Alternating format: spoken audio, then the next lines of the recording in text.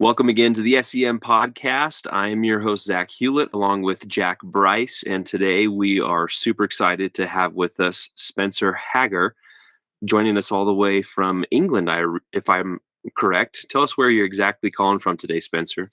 I am currently in Asford, Kent, in England, on the southeast coast. Okay, very cool. Well, thanks for joining us. We're super excited to have you. And have you been listening to the previous podcasts and gotten a taste of the format? Yeah, I have. Yeah, loved it. Thought it was brilliant. I saw it on Facebook. I think Zack, you posted it on a Ward's Facebook page, Right.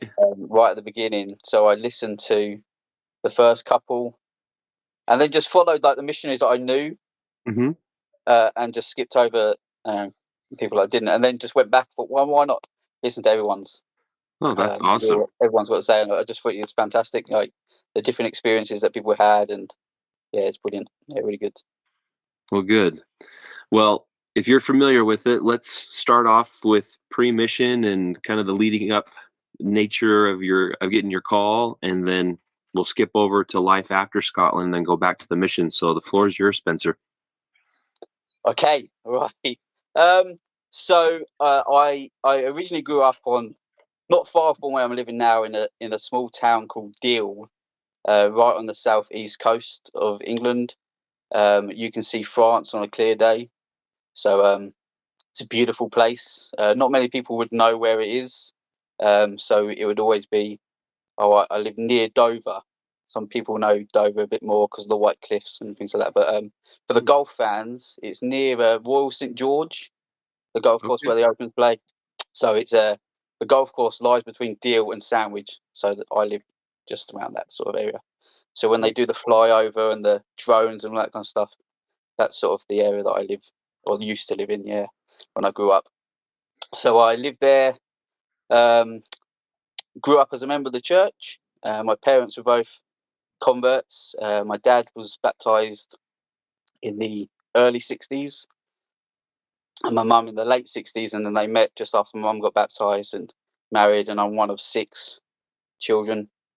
My brother didn't and still doesn't participate in church, and he left the church when he was about 17, 18, and so it was quite difficult for my parents to sort of accept that, I think, and they were geared for him to go on a mission. Everything was up.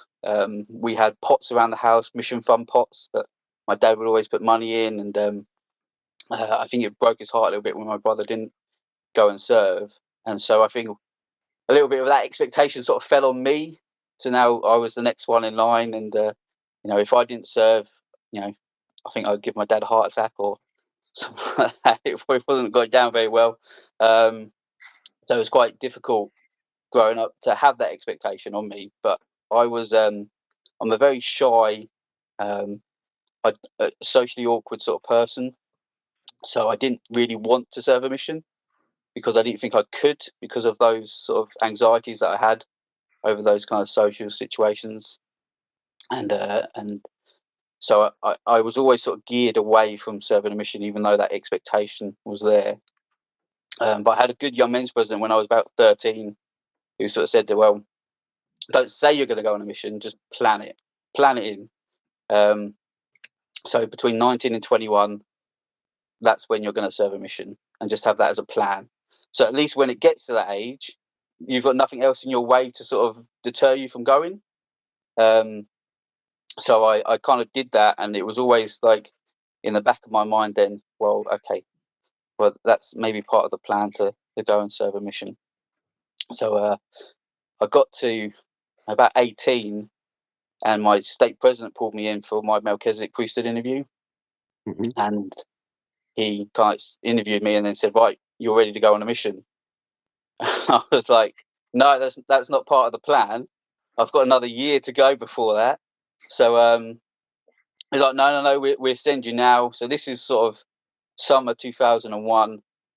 And I was like, okay, well, right. I kind of got excited about going on a mission.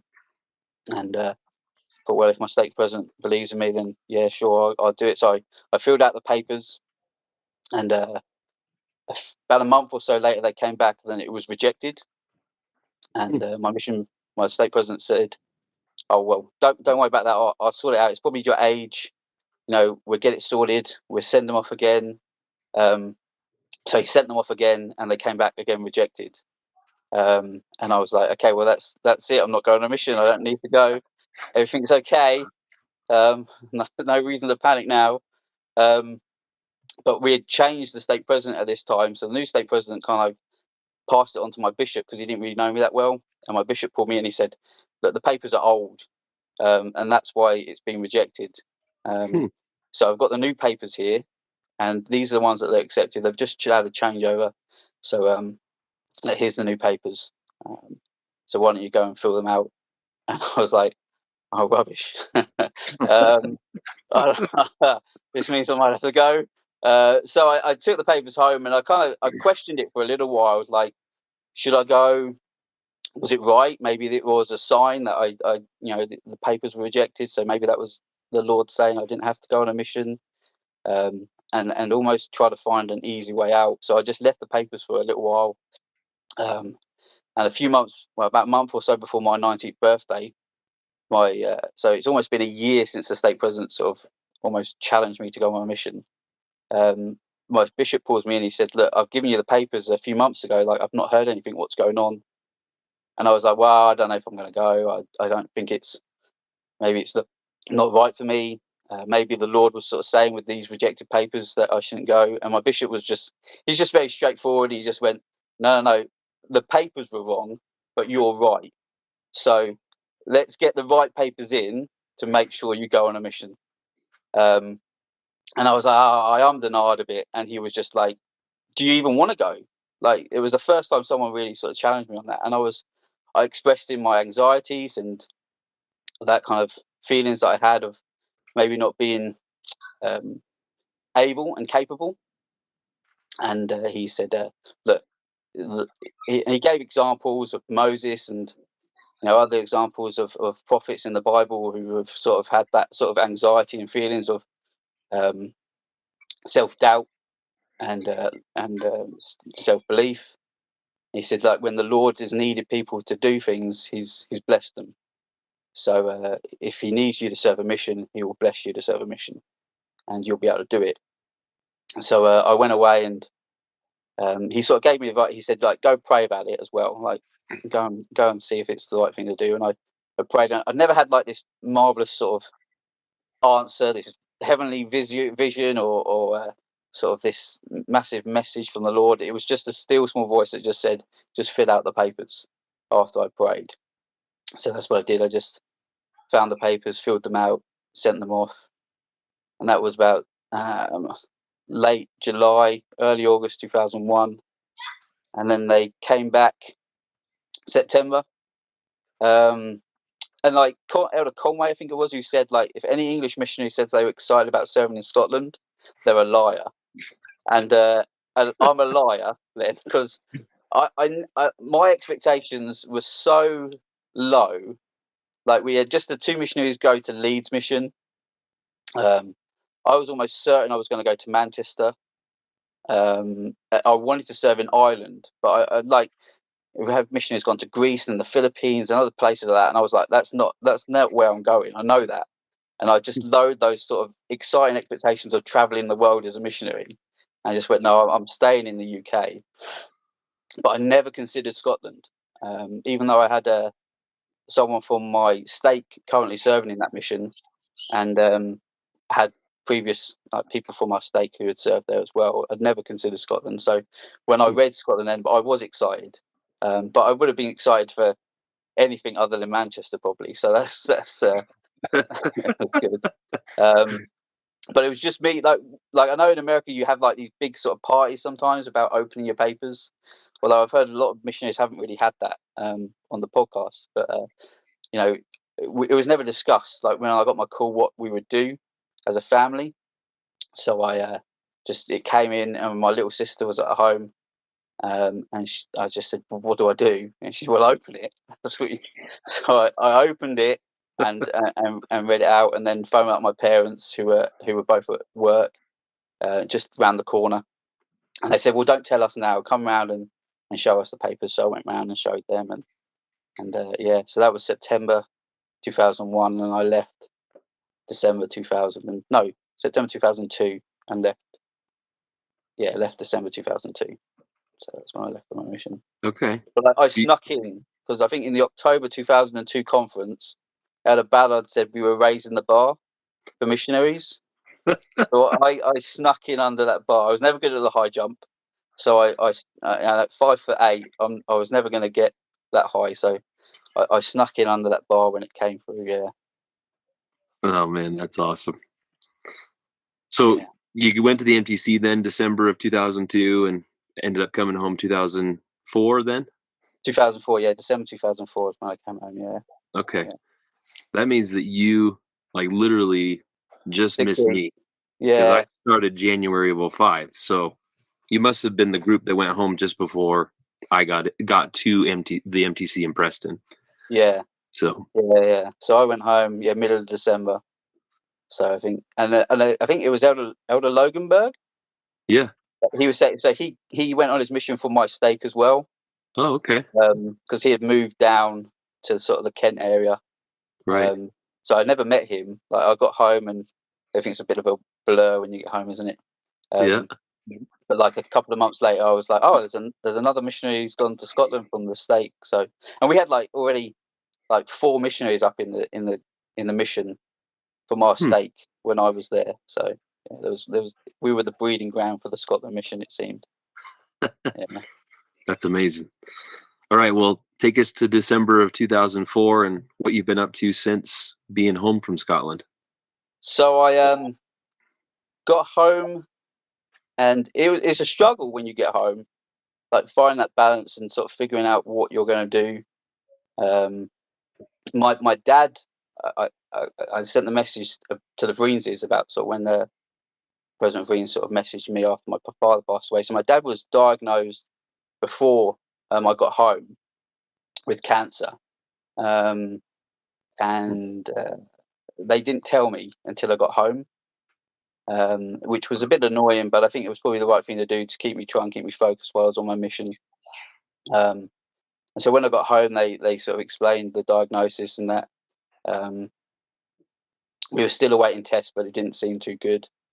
And a few months or so later, he went and he was sort of diagnosed terminally with cancer, stage 4 prostate cancer. And he then passed away about 18 months after that diagnosis. So 2006, October 2006. So that was a challenge. But he had a gardening business that he started when he retired.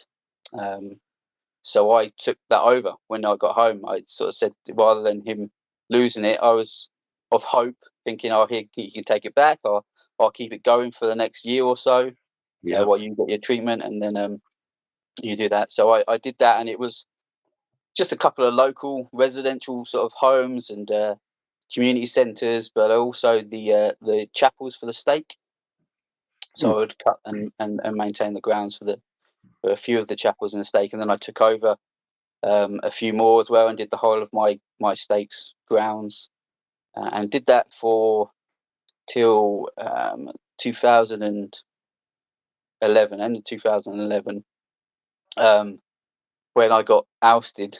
I hadn't really grown the business that well, and the new facilities management team had come into the area and wanted to take their own people on. So I wasn't very happy with the church at that time. But understood the ecclesiastical and business side are very different, and it took a while to sort of have a testimony of that. So, but during that time as well, I worked part-time, mainly in retail as well, alongside the gardening business. And did that for quite a few years. Took a gap out when my father got really ill and I needed to sort of help my mum care for him. She didn't drive, so he was put in a hospice about 12 miles away. So I would take her over and drop her off. So it was good that I had the gardening business so I could concentrate on my own time around that, rather than being sort of anchored down by a full-time sort of job or anything.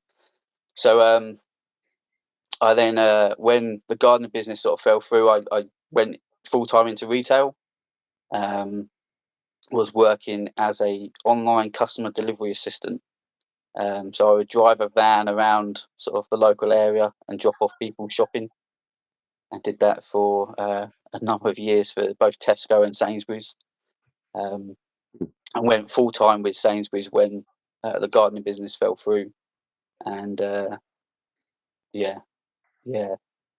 I went full time with Sainsbury's then because I was only part time with Tesco's, and during that time I got married, so I met my wife in 2010, and then we married at the end of 2010. So we were sort of met and engaged within 6 months. Wow. But we were both a bit older. Like she sort of, it was about 5 years or so after I got back from a mission. So we were both sort of ready to settle and sort of knew what we wanted from someone. And so after a few dates, we were like, this is what we need and what we want. And she had a daughter from a previous relationship. She'd just come back to church as well. So she had been, she grew up in the church, but was excommunicated around 18 or so. And so I'd just come back to church a few years before we met. And had sort of fallen back in love with the church and wanted to raise her family in the gospel. And so with a young daughter from a previous relationship, and then we met, and I took on my stepdaughter, which is a challenge. She's almost 18 now, and we've had a few of those teenage years. They're not fun, guys. Nowadays. Oh boy. They're not fun at all. I'm sure it's a different challenge that it's not your biological daughter. I'm sure that's and it's finding right? that balance is really tough, really, really tough.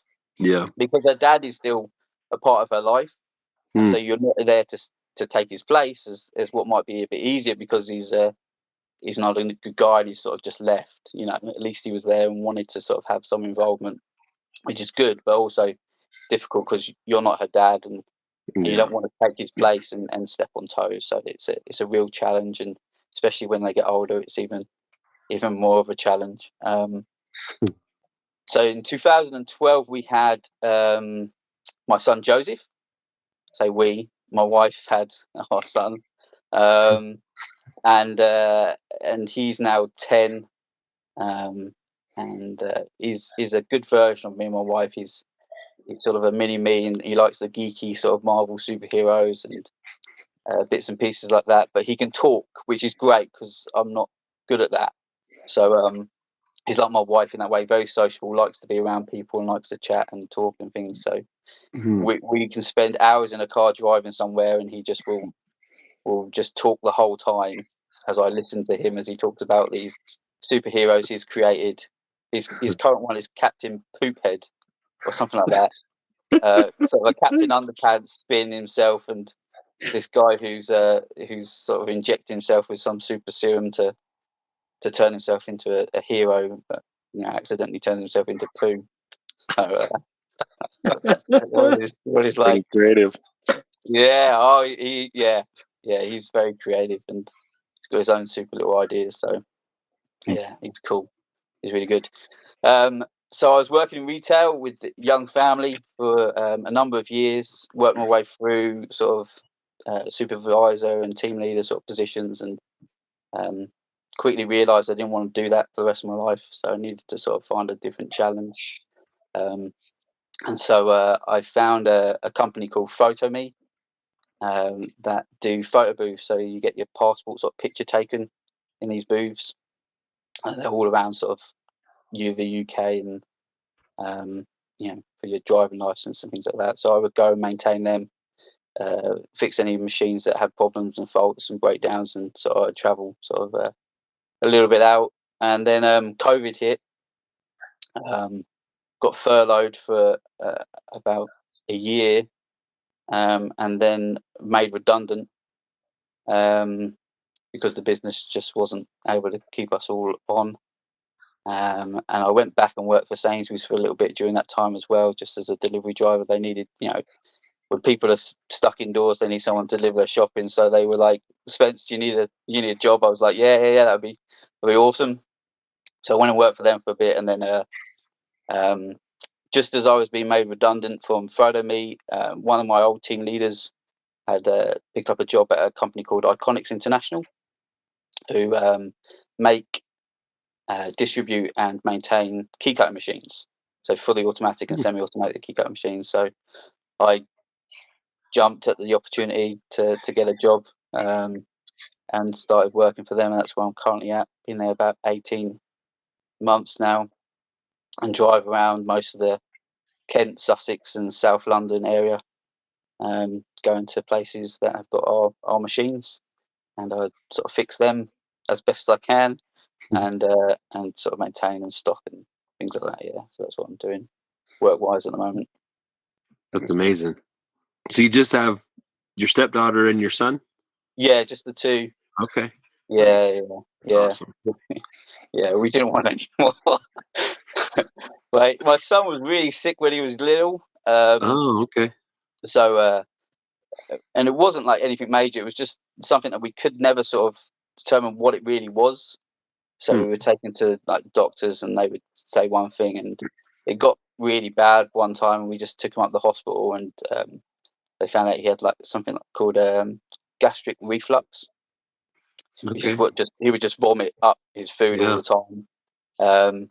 And so the doctors had tried to deal with that in another way, but the way they were dealing with it was just to keep the food down, but then he wouldn't pass anything.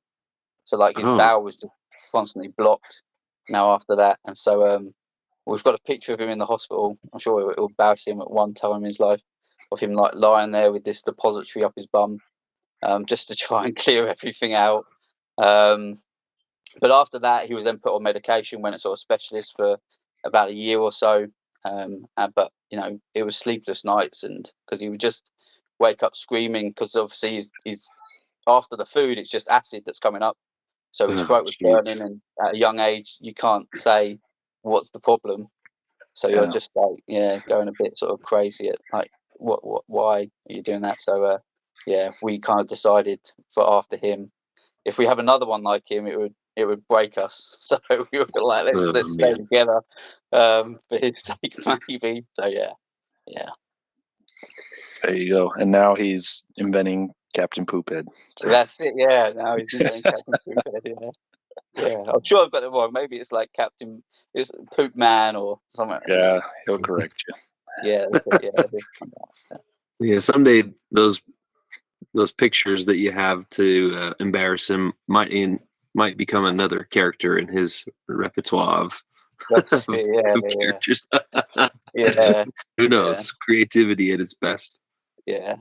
That's awesome. Really, like having these smartphones and things like that, I think they're a bit of a burden at times, but it's great because because he's quite creative, he's up doing lots of bits and pieces. So he would dress up in his superhero outfits, or he'd find my ties, and like I had a purple tie, or blue tie, and he got into Ninja Turtles for a time, so he'd wrap that around his head, and he'd be finding like gift wrap, like the cardboard inside gift wrap. So he'd grab that as his like bow staff and run around. So we've got pictures and videos of him doing crazy things like that. So yeah. I love it. Yeah. All right, Spencer. So take us back to Scotland. You can start the MTC, but share your experiences with us there and companions, and we're excited to hear. Okay. So started off my mission. Going to the MTC was great because my brother, as I said, who wasn't active in church anymore, he drove me up there with my parents. My dad didn't like to drive. And I don't know if my brother did it as an offering to him to get him out of doing that and driving that distance. But I think it was something more than that he wanted to be a part of this. So he drove us up there, me and my parents, and they dropped us off at the MTC, and you get your sort of little pack with your name badges in and all that kind of cool stuff that you go, and then your parents just walk away, and you're like watching them as they walk further and further away, and you think, oh, this is real now. That's it. But it was great. I loved the MTC. I was in over Christmas. We had a really small group, only about 16 of us in the MTC. And I was the only one going to Scotland. So I didn't have anyone to sort of connect with, of like, oh yeah, this is going to be cool. So But I think it was Elder Bhutan and both Egan had both said that their group had kind of gone into the MTC, and while they were there, they had the change of teaching by the Spirit. Yeah. So that we were kind of like the next group in, and we're saying, right, so everything you've got here, all your missionary pamphlets and missionary guide and your tapes and all that kind of stuff, we have to give it to you, but it's pretty much void. So just use it for like you would the scriptures and as a reference, but we're teaching by the Spirit now, and it was great. I loved it because it was, they would basically say, this is the topic, now create your own lesson. And so you and your companion would go off and sort of just sort of find scriptures and come up with different things to sort of discuss and to talk about and things like that. And the MTC is geared to so you don't fail. Basically, it's there as a high to get you on the right sort of stepping stone and right path to have a successful mission. And you can't, and when you understand that, then the MTC becomes a lot easier. And it's not until you get out on your mission you kind of realise that, they tricked me. Like, this is going to be really easy. What's going on? Because we never went knocking on doors or street contact, and we didn't do anything like that. I think right at the end of the time in our MTC, we went and taught a lesson to like a member who they disguised as a investigator. So they said, "Oh yeah, you're going to go see Frank. He's had like the first 2 discussions. You're going to teach him the third one, and then commit him to baptism." And okay, cool, yeah. So you prepare a lesson, you go over there, and you commit Frank to baptism, and he's like, "Yes, I'll get baptized." And you walk away, and you kind of realize, hang on, no, he was just a member, wasn't he? Like, it wasn't real, right? And so it sort of tricks you a little bit to sort of think, everyone's going to say yes when you invite them to get baptized. But it was great. As I said, we had a really small little group there, and sort of felt really close, and you get that missionary camaraderie, sort of brotherhood, and just in the MTC of just being around everyone and just sort of really enjoying just being around other missionaries. When I grew up, my dad would invite the missionaries over for Sunday dinner in our home, and we had like 2 sets of missionaries in the ward, and we didn't have a lot, but it was always like, come over. But they did it because they wanted me to be influenced by the missionaries and to have that kind of experience of being around them. And so it was really good to sort of have that again, sort of going out on my mission and going to the MTC and being around other missionaries. It's just really great to be there. So so left the MTC end of December, got into Scotland. So I was on the train on my own, so already breaking the mission rules because I don't have a companion. So they just dropped me at the train station, and they just said, "Stay on this carriage. We'll tell the President Wilkinson, who was the mission president at the time, we'll tell him which carriage you're on. Just stay there, don't move, and you'll be okay." So I was like, right, fine, okay. So I'm sitting on the train, and I'm like looking at people as I'm sort of trying to find something to fill like 3 hours or 4 hours, however long the train ride is. And you're like just reading your scriptures and then looking out the window, and you're kind of trying to build up courage to go talk to someone about the church. Maybe, I'm a missionary now, I need to go and do that. And I didn't, because I was terrified. So you get on the train, and then President Wilkinson picks you up, and from the train station, I guess I was lucky because I didn't go in the minibus. I got taken in Air Force One back to the mission home, and got the privilege of riding in the president's car.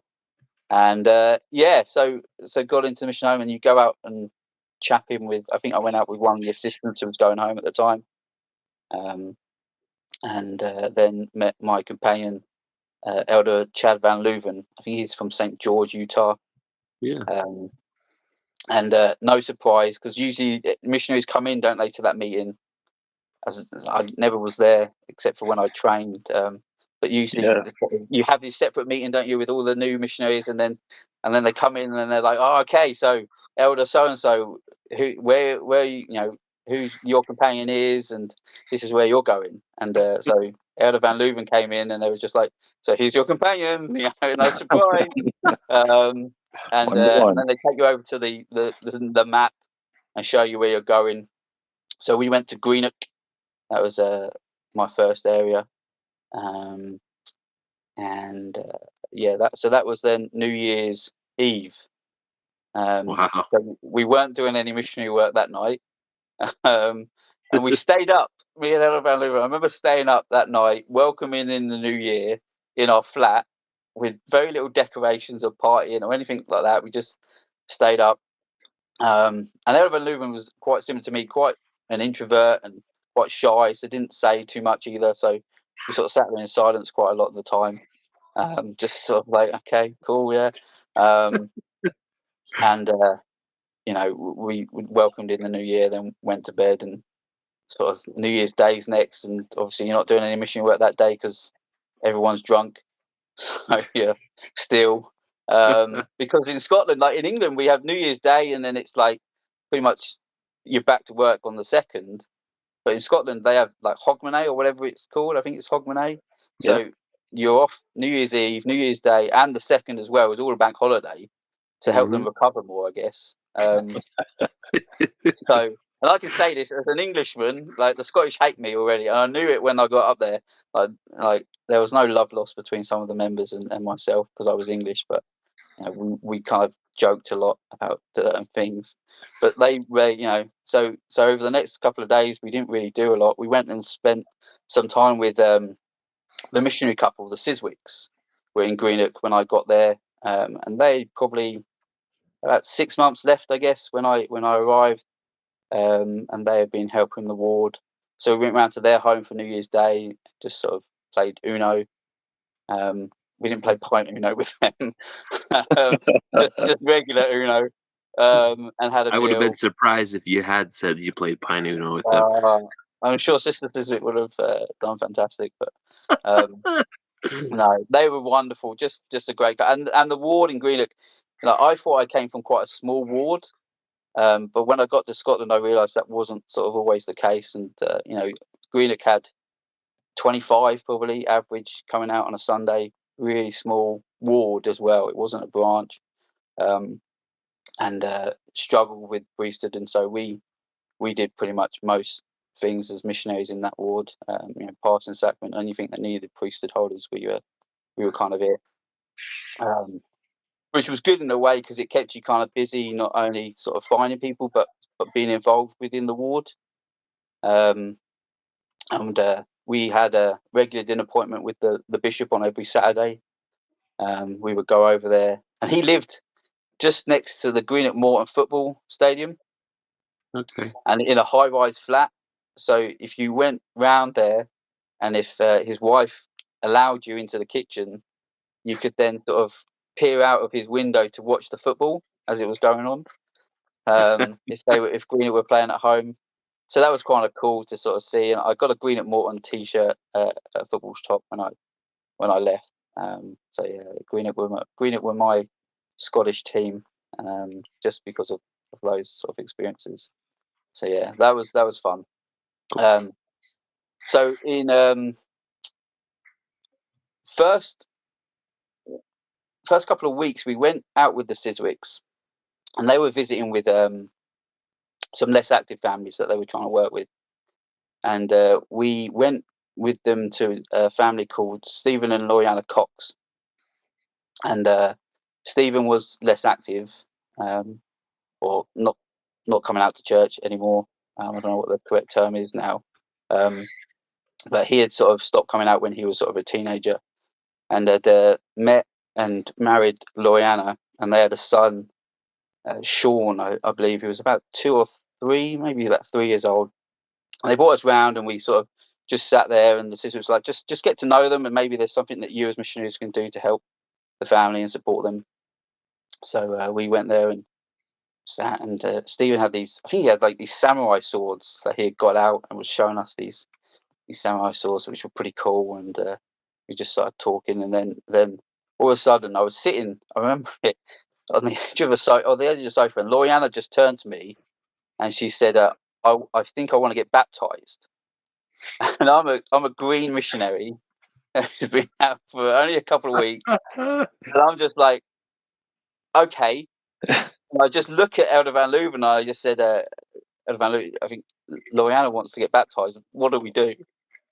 He was like, okay. So and he springs and saves the day and brings into action, and we start teaching Loriana and teaching Awesome. Steve as well, and the family start working. The wards start working with him as well and supporting them. I think his mum would come out to church quite regularly as well before that, and I think that's how the Siswicks had gotten in contact with them through his mum.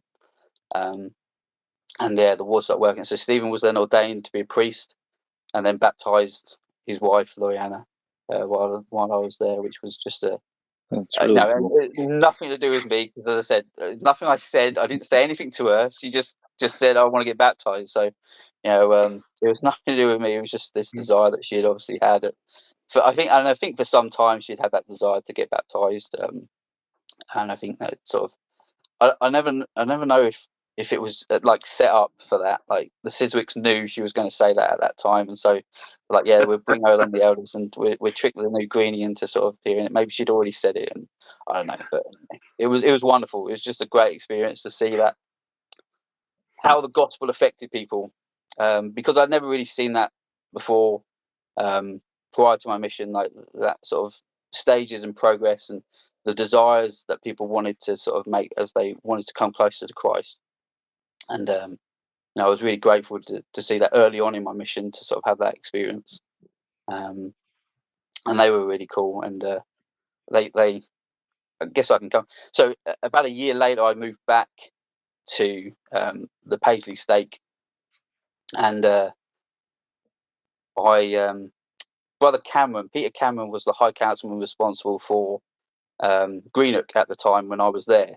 So Zack, you served in Johnston, right? I did, yeah. Do you remember Peter Cameron? Yes, I do. Yeah, whirlwind, wasn't he? Just amazing, yeah. amazing. What a guy! What an absolute just hero! Like, he would come to church pretty much every single Sunday in Greenock because they needed the support. So he'd be there every Sunday. He'd be picking people up on Sunday. He would come and sort of motivate us and get us involved in the young men's program, even though it was just like one or two young men.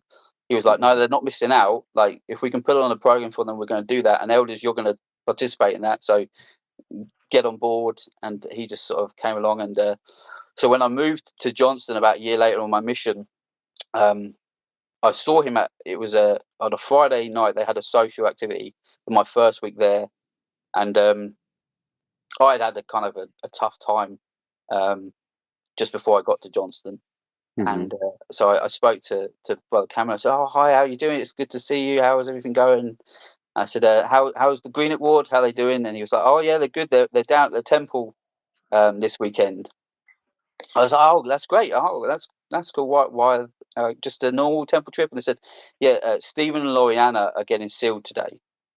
And I was like, that was just like, as I said, nothing to do with me, but I was blessed enough to be a part of that and just experience that, and to, have that sort of feeling, and just the Holy Ghost just confirmed to me right there, like I was doing, after all that kind of time of struggle of getting on a mission, just confirmed that I was in the right place, that I was doing the right thing. And even though maybe I wasn't being a part of that or doing something to instigate that, at least I was receiving some kind of blessing from being there and helping my own testimony to form and to strengthen. So yeah, that's so really cool. It was a great experience. That's always the best news on a mission, when you find someone who you helped initiate their journey in the gospel that is progressing beyond what you could have ever taught them. It's always really rewarding. Yeah, it's brilliant. Yeah. And I think Stephen as well. I'm not much in contact with many people from Scotland, but he was serving as the branch president in Greenock quite recently. He'd been serving on the High Council. I think he was. I don't know if he still is or was serving on the branch president. And they had their state conference recently, and they broadcast it on Zoom or on Facebook, or it's streamed some way. And I sort of thought, it'd be interesting to go on and sort of hear what everyone's saying. And I saw him at the back. I think he was part of the choir. So I saw him at the back, and I was like, he's still there. And that just, again, that's great. Not me, but just to see that really strengthened my own testimony to Yeah. to be a part of that, and to see that he's still there and still going strong after 20 years. You know, Yeah. it's really good, really cool. And we also had Edward Rennie, who I think he'd come into just a self-referral, just walked in with his mum one Sunday to church. I think they were looking for something. I think they were having a bit of a tough time at home with his dad. And he was probably late 20s, early 30s, very quiet guy. But the bishop said he used to be like an amateur, really good amateur boxer. So it's the quiet people you have to look out for. Beware of. But he was wonderful as well, and Bishop sort of just went with us to teach, sort of arranged to meet him at the chapel, and we just spoke to him and said, like, you've been coming to church for this length of time, like, what's your purpose? Why, you know, do you want to take any steps further? He was like, yeah, I think I do. And so Bishop said, okay, let's get you baptized. And so he was like, okay, yeah. So we taught him the discussions, and Elder Van Leuven baptized him just before he left the area. And that was great to see. And you know, these small steps of this little ward, sort of still making those sort of finding those people who wanted to come close to Christ in these wards that you know. I don't think Edward sort of stayed, but you know, just at that time to sort of strengthen him and at least strengthen the ward a little bit to see people coming close to Christ. So yeah, it was good. Wow. And Greenock was a tough area as well. It wasn't, you know, just outside of Glasgow, but I remember, you know, we went and knocked on doors in Port Glasgow, which used to be quite a flourishing sort of area because there was the docks around about that sort of area of Greenock, just up the coast line, and they would build the ships, and so there was housing probably put on for those people. But we went there, and it was just desolate, like it was just a wasteland, really, because everything had been shut off. You know, people obviously moved away because of jobs, and obviously Greenock was a ward at one point, which I think was quite a big ward in the stake at one time, maybe sort of 10 years before I got there. But jobs had obviously taken the area, and it had become quite a rough sort of neck of the wood and neighbourhood, and we never had too much. I think Elder Van Leuven had a milk bottle thrown at him prior to me getting there with his previous companion. He'll have to come on and say if that was true, but I'm sure he said like someone had thrown some milk at them when they went for a dinner appointment with a family, and chased them off at one point as well. But I never experienced too much of that. You know, you get the odd sort of, you know, Ned that came along and tried to have a go, but just like you laugh it off and walk away. Well, like luckily for me, I loved football, but never took a side. No, that was the key, wasn't it? Never take a side. Never green or blue. Yeah. So you know, I was a Greenock fan, so you know that's where I stuck for the whole of my mission. And so when they came up and and you sort of see them with the football, you say, oh, so who do you support? You know, and oh yeah, kick it over here, then you know, give us a kick, and you know, you just get in with them with that, and they sort of then when they see you're, you know, average, you know, or at least can do a couple real of person. Yeah, that you're not American, right? Yes, yeah. So when you're English, and if you can sort of, if you've had a ball at your feet for most of your life, you know, you can sort of show off a little bit, and they're like, "Oh, cool, yeah," and they kind of then leave you alone. So that was a little trick that I used to sort of have up my sleeve just in case of any troubles and things like that. So yeah, That's For good. sure. Zach and I had to rely on our size alone. We're both big yeah. guys. Well, you guys are like double my size, so you had that, don't you? You're like, yeah. Man, we had nothing else, that's for sure. So Greenock was good. Elder Van Leuven then left, and I got Elder Wolstenholme, who was quite near the end of his mission. And his cousin was serving in my home ward. So when I wrote home and said, "Oh, I've got a new companion, Elder Wolstenholme," they were like, "Oh, we've got an Elder Wolstenholme," and they sort of connected and said, "Oh, that's his cousin." And then my dad sort of wrote a letter, sort of in fear. Sort of was like, obviously they may not have got along, these two cousins, and my dad was a bit worried about me with my next companion, and we didn't do too much, I guess. I said he was quite near the end of his mission and getting quite trunky. So we would like get a bus or a train out like the furthest point of our area, and then chap one of the smallest streets or the longest streets with the lowest amount of homes as a trick that he had, which was nice in a way because like they were always in really nice areas and so had a lovely view. So we go out to Largs and places like that, and they had a lovely view over the coast, which sort of made me feel a bit at home. And yeah. So we did that, and then so after the Waterloo, I then moved to Peterhead, where you two served. Yeah. In the Blue Toon. And went up there with Elder Piersky, Chad Piersky. I can't remember where Elder I think he was from Mississippi. I'm sure he was from around that sort of area anyway. And he was I think Elder Butan mentioned it because I replaced Elder Butan in Peterhead. And I think he mentioned sort of Elder Piersky's previous adventures that he had in a different area that had got him shipped up to Shetland to get far away from a young lady that he had got engaged to while he was on his mission.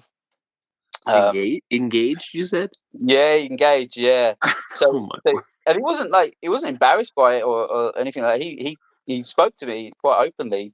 And the thing was with Elpisky, nothing against him, and he always built me up.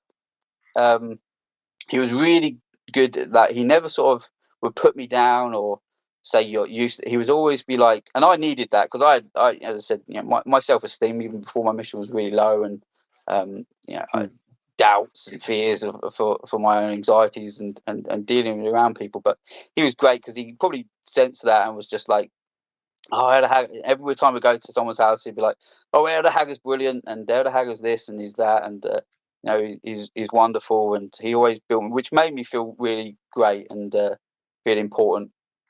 Nice. So good. Bless him for that. But he had his own sort of challenges that he had as well. That he decided to get engaged to. And the thing was as well, maybe I'll jump to say, we stayed together for 3 transfers, which was quite a long time. And I think by the third one, we were both ready for a change, but it didn't happen. And we were like, okay, well, let's just buckle down for the next 6 weeks and we'll see how things go.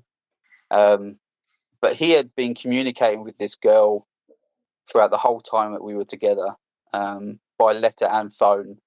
So he would stay up late at night waiting for the phone to go off while I had gone to bed, and sort of I woke up a couple of times and was like, caught him on the phone. I was like, Elder, do what you're doing.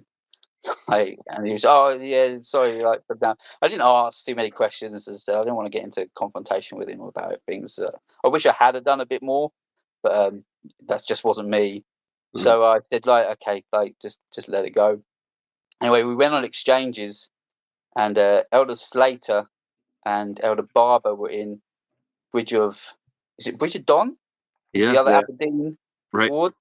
So they were there, and I got on well with Elder Slater. He was a great guy, good missionary, and so I was quite excited to go out on exchanges with him. Well, Elder Barber and Elder Piersky then went on exchanges together, and we kind of knew they wouldn't be doing too much. Elder Barber had it was his last transfer, and Elder Piersky had just a few more left, but we kind of was like, no. So we then went to their flat to pick up Elder Slater's stuff, where they were staying at Bridge of Don, and we planted around the flat like alarm clocks to go off like every hour from about 2:00 in the morning. And we were like, this is going to be so funny, like it's great. And we hid them in certain places around, and we told the zone leaders. So I think it was Elder Jenkins and Elder Jensen at the time were the zone leaders, and yeah, that's great. So they're going to be so mad, and so we went off, and the next morning we thought we'd get a phone call from them to like have a go at us for it, and we heard nothing. So we're like, well, that's weird. So we phoned them up to sort of say, how did you like our prank? And they didn't answer the phone. So we're like, oh, okay, that's really weird. So we phoned up the zone leaders and told them that we don't think they're home, and it's like 8:00 in the morning. What's the deal? So we went and went out for a little bit, and Zonely said, "Look, come back in a couple of hours. We're going to try and get in contact with them, but come back to the flat because we didn't have mobiles at this time, so we had to go back to the flat to take a call." So we went back, and sort of Zonely said, "Like, we've not heard from them. We've gone round to the flat. No one's there. Like, we can't get hold of them. Like." So they said, "Look, can you just go and look through Piersky's sort of stuff and just see if there's any clues there? We think he's done a bolt down to see his fiance." So we were like, okay. So we went back to the flat and saw that it was her birthday, I think, at the time. So she had sent up 2 train tickets for him to come down with another missionary to Glasgow to meet up. So we then phoned the zone leaders and we're like, guess what? We were quite like, this is a major story, man. We've cracked the case. Like, this is what's going on. So the zone leaders were like, okay, we're just going to stake out the train station in Aberdeen and we'll wait for them to get back. You just go ahead and we'll let you know what's going on. So that I think they contacted the mission president, which President Vriens had just come in. Like, and this was like month into his sort of mission. Welcome to the mission. That's it. Yeah. So he then so they staked it out and they caught them like jumping the train tracks at Aberdeen train station when they came back later that night. Like, tried to track them down, but they legged it and gone back. And then they like phoned us up that night and were like, "Hey, how's your day been?" And we're like, "Better than yours, I think." like you guys are in trouble. And they were like, "No, we've been out." No, I said, "No, you haven't, have you?" And they kind of said, "Okay." And I said, "You need to call the zone leaders because I think they're aware of what's been going on." And they were like, "Okay." And then they came back to our flat. The next day, Elder Piersky picked up his stuff, Elder Barber picked up his stuff, and they went down to the mission home. And President Vriens then had to be big, bad, and mean Bill, and just sort of give them the kind of options of staying on their mission or going home. And Elder Piersky then got moved. He moved up to, I think he went to Elgin, which is further north than Peterhead. It should have been probably one of the islands, but he went with like another missionary that I think came out with him. I think it was Elder Lowry. He came out with him, and Lowry was a bit more sort of forceful and would have put him in his place quite quickly if he had sort of stepped out of line. So, and I spoke to President Vriens about it afterwards, and he was sort of saying, like, I will do everything to keep a missionary on this mission. Like, there's no reason why, if they want to stay, then I'll do everything I can to keep them and make them stay, because I don't want to send anyone home, because this is the best place they can be. Even though with all that going on, this is still the best place they can be. Because if I send them home, then what? Like, is he going to stay active? Is he going to still do what he needs to do? Is he going to still sort of, will he regret and then go downhill in other ways? So, bless his heart, he did what he felt was the best thing to do. And I was quite, like, when that happened as well, I was like, oh man, I could stay with Elder Slater because we got on quite well. So I thought we'd stay together, but that didn't happen. I got Elder Porter for the last 6 weeks of Peterhead. So that was my adventure in Peterhead. It was quite an unusual sort of one, being on a mission. But So you were in Peterhead for 6 months then? Yeah, 6 months. Yeah. Wow. Yeah, and struggled with the ward in Peterhead. I don't know how you guys found it, but we didn't have a lot of. They had just changed the bishop. I can't remember what his name was. I think he was English, but they lived out, I think, Banff way. Yeah, lived way out.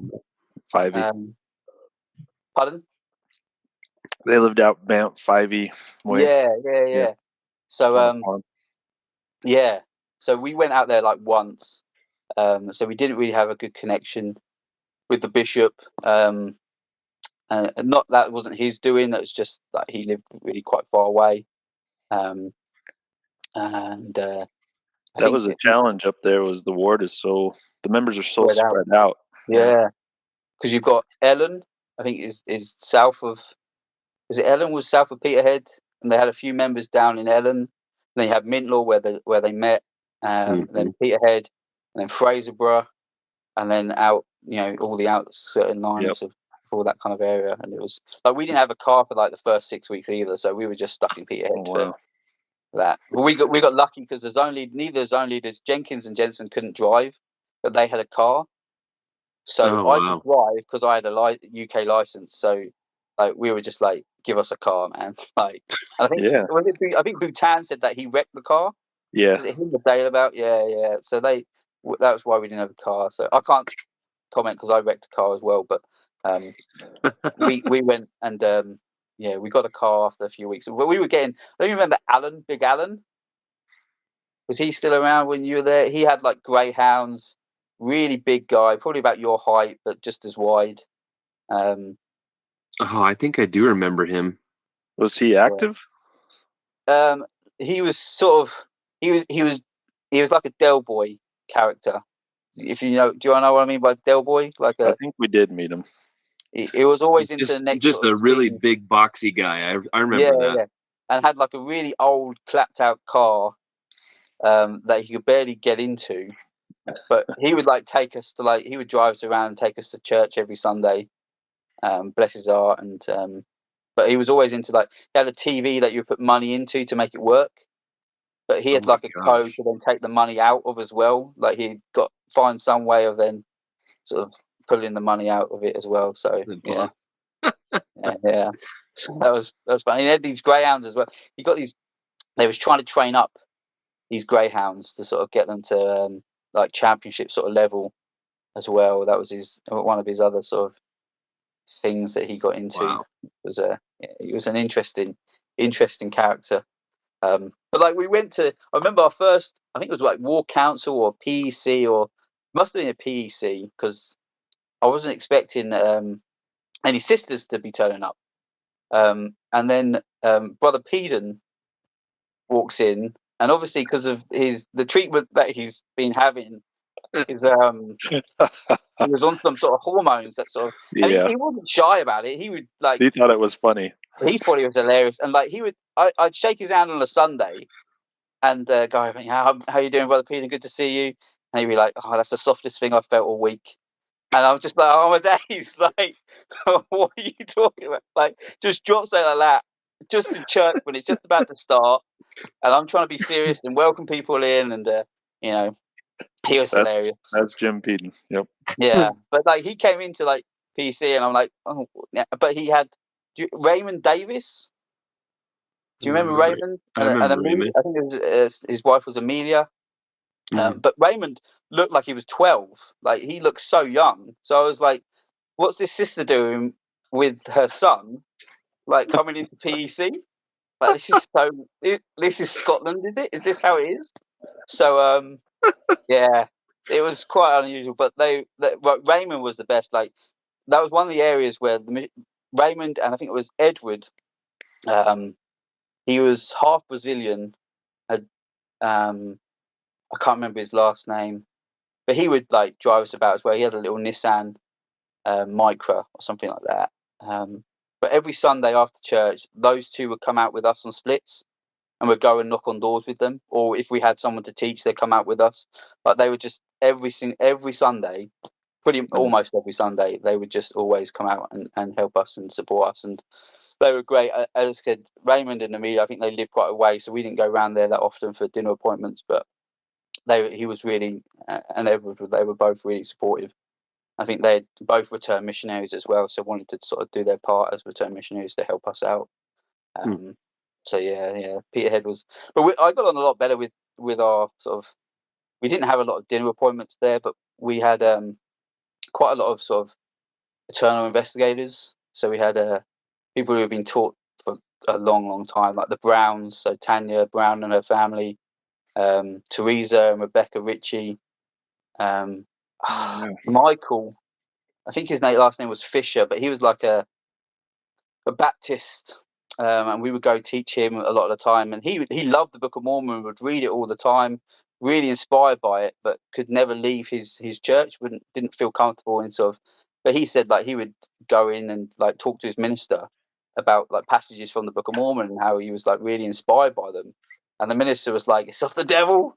Like, and he came back and was like, "No, he said to us, I don't think it is. I think it's an inspired book." And we're like, "Well, come and if your minister's going to be like that, like come with us and embrace it." And I just think he felt this massive pull towards his, like a lot of people did up in Scotland. They if they did have a connection to a church, that was their connection for life. They weren't going to ever really break that. It was a difficult cycle to get them out of, and the difficulties that would bring into their families. A lot of them for joining joining with the Mormons. Yep, indeed. Did you teach Kevin and Allison? Yeah, love them. We knocked down his garage. I think they were building an extension or something like that.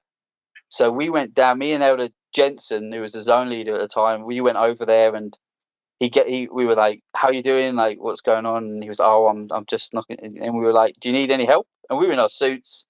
And he was like, no, not for you in your suits. I can't ask you to do that. And they were like, no, it's not a problem. You got some overalls or anything we can chuck on? And he was like, I think I might have something. So he chucked some overalls on us, and we just gave us these sledgehammers, and we just broke down whatever they had in their back garden, this like outhouse sort of shed sort of thing, and just smashed that up. But they had, I think they had James. Was it James, their son? I don't remember. We always went pretty late at night after the kids had gone to bed. Right, the kids were in bed. So they had James. I think so. Alison was pregnant and gave birth while I was there. I think his name was James, their son. And Erin was the daughter, and she was just this beautiful little thing, just always coming up and doing a little dance or like showing off her little princesses stuff. And they were a wonderful family. And he had this music studio in the back of his house, didn't he? Did you go up there? No, he never showed us that. Oh, he had this. Yeah, he was really into sort of producing music. So he had like a keyboard and loads of sort of instruments set up in the back of his house in his studio up there. But they were great. I loved, and they were really. I think he was really enthusiastic about it, but I think he was scared to make a commitment. And I think she was the key. I think in that sort of thing, I think she would have been, if she had sort of come on like he was, a bit more enthusiastic about it, I think she would have just led them both and would have been great. But they were a brilliant family. It's sad that they didn't, just as with a lot, like Teresa and Rebecca, I've met them. They came down to London quite recently, and I met up with them and got a Costa hot chocolate, and just chatted with them about sort of the good old times of Peterhead, and people from up there, and some of the members, and how things are going. And she was close. I think Tan and Dale about had got her really close, and it was just getting her to church and making that final kind of commitment that they were just brilliant, and they were wonderful to go around and just to spend time with, even if eventually you kind of thought, is this ever going to happen? But I love going around there and just spending time with those kind of people, and just getting to know them, and just feeling like who I was, like, rather than sometimes, I know that's quite bad, but not being a missionary, just being me, and just being accepted for who I was, sort of meant a lot. And those kind of people sort of did that. Members always saw the badge first, I think, but a lot of our friends that we taught with actually didn't see the badge so often, and just saw us as young boys who just needed an ear for listening, and a shoulder to cry on sometimes, and just to help us through some tough times and challenges. So they were great. Loved being up in Peterhead. And we taught, I can't remember the family's name. We taught John Gray. I don't know if you remember John. Yeah. He was Elders Quorum president when we were there. Yep. Really? Yeah. Yeah. So me and Elder Pirsky taught him and baptized him, and his girlfriend's family.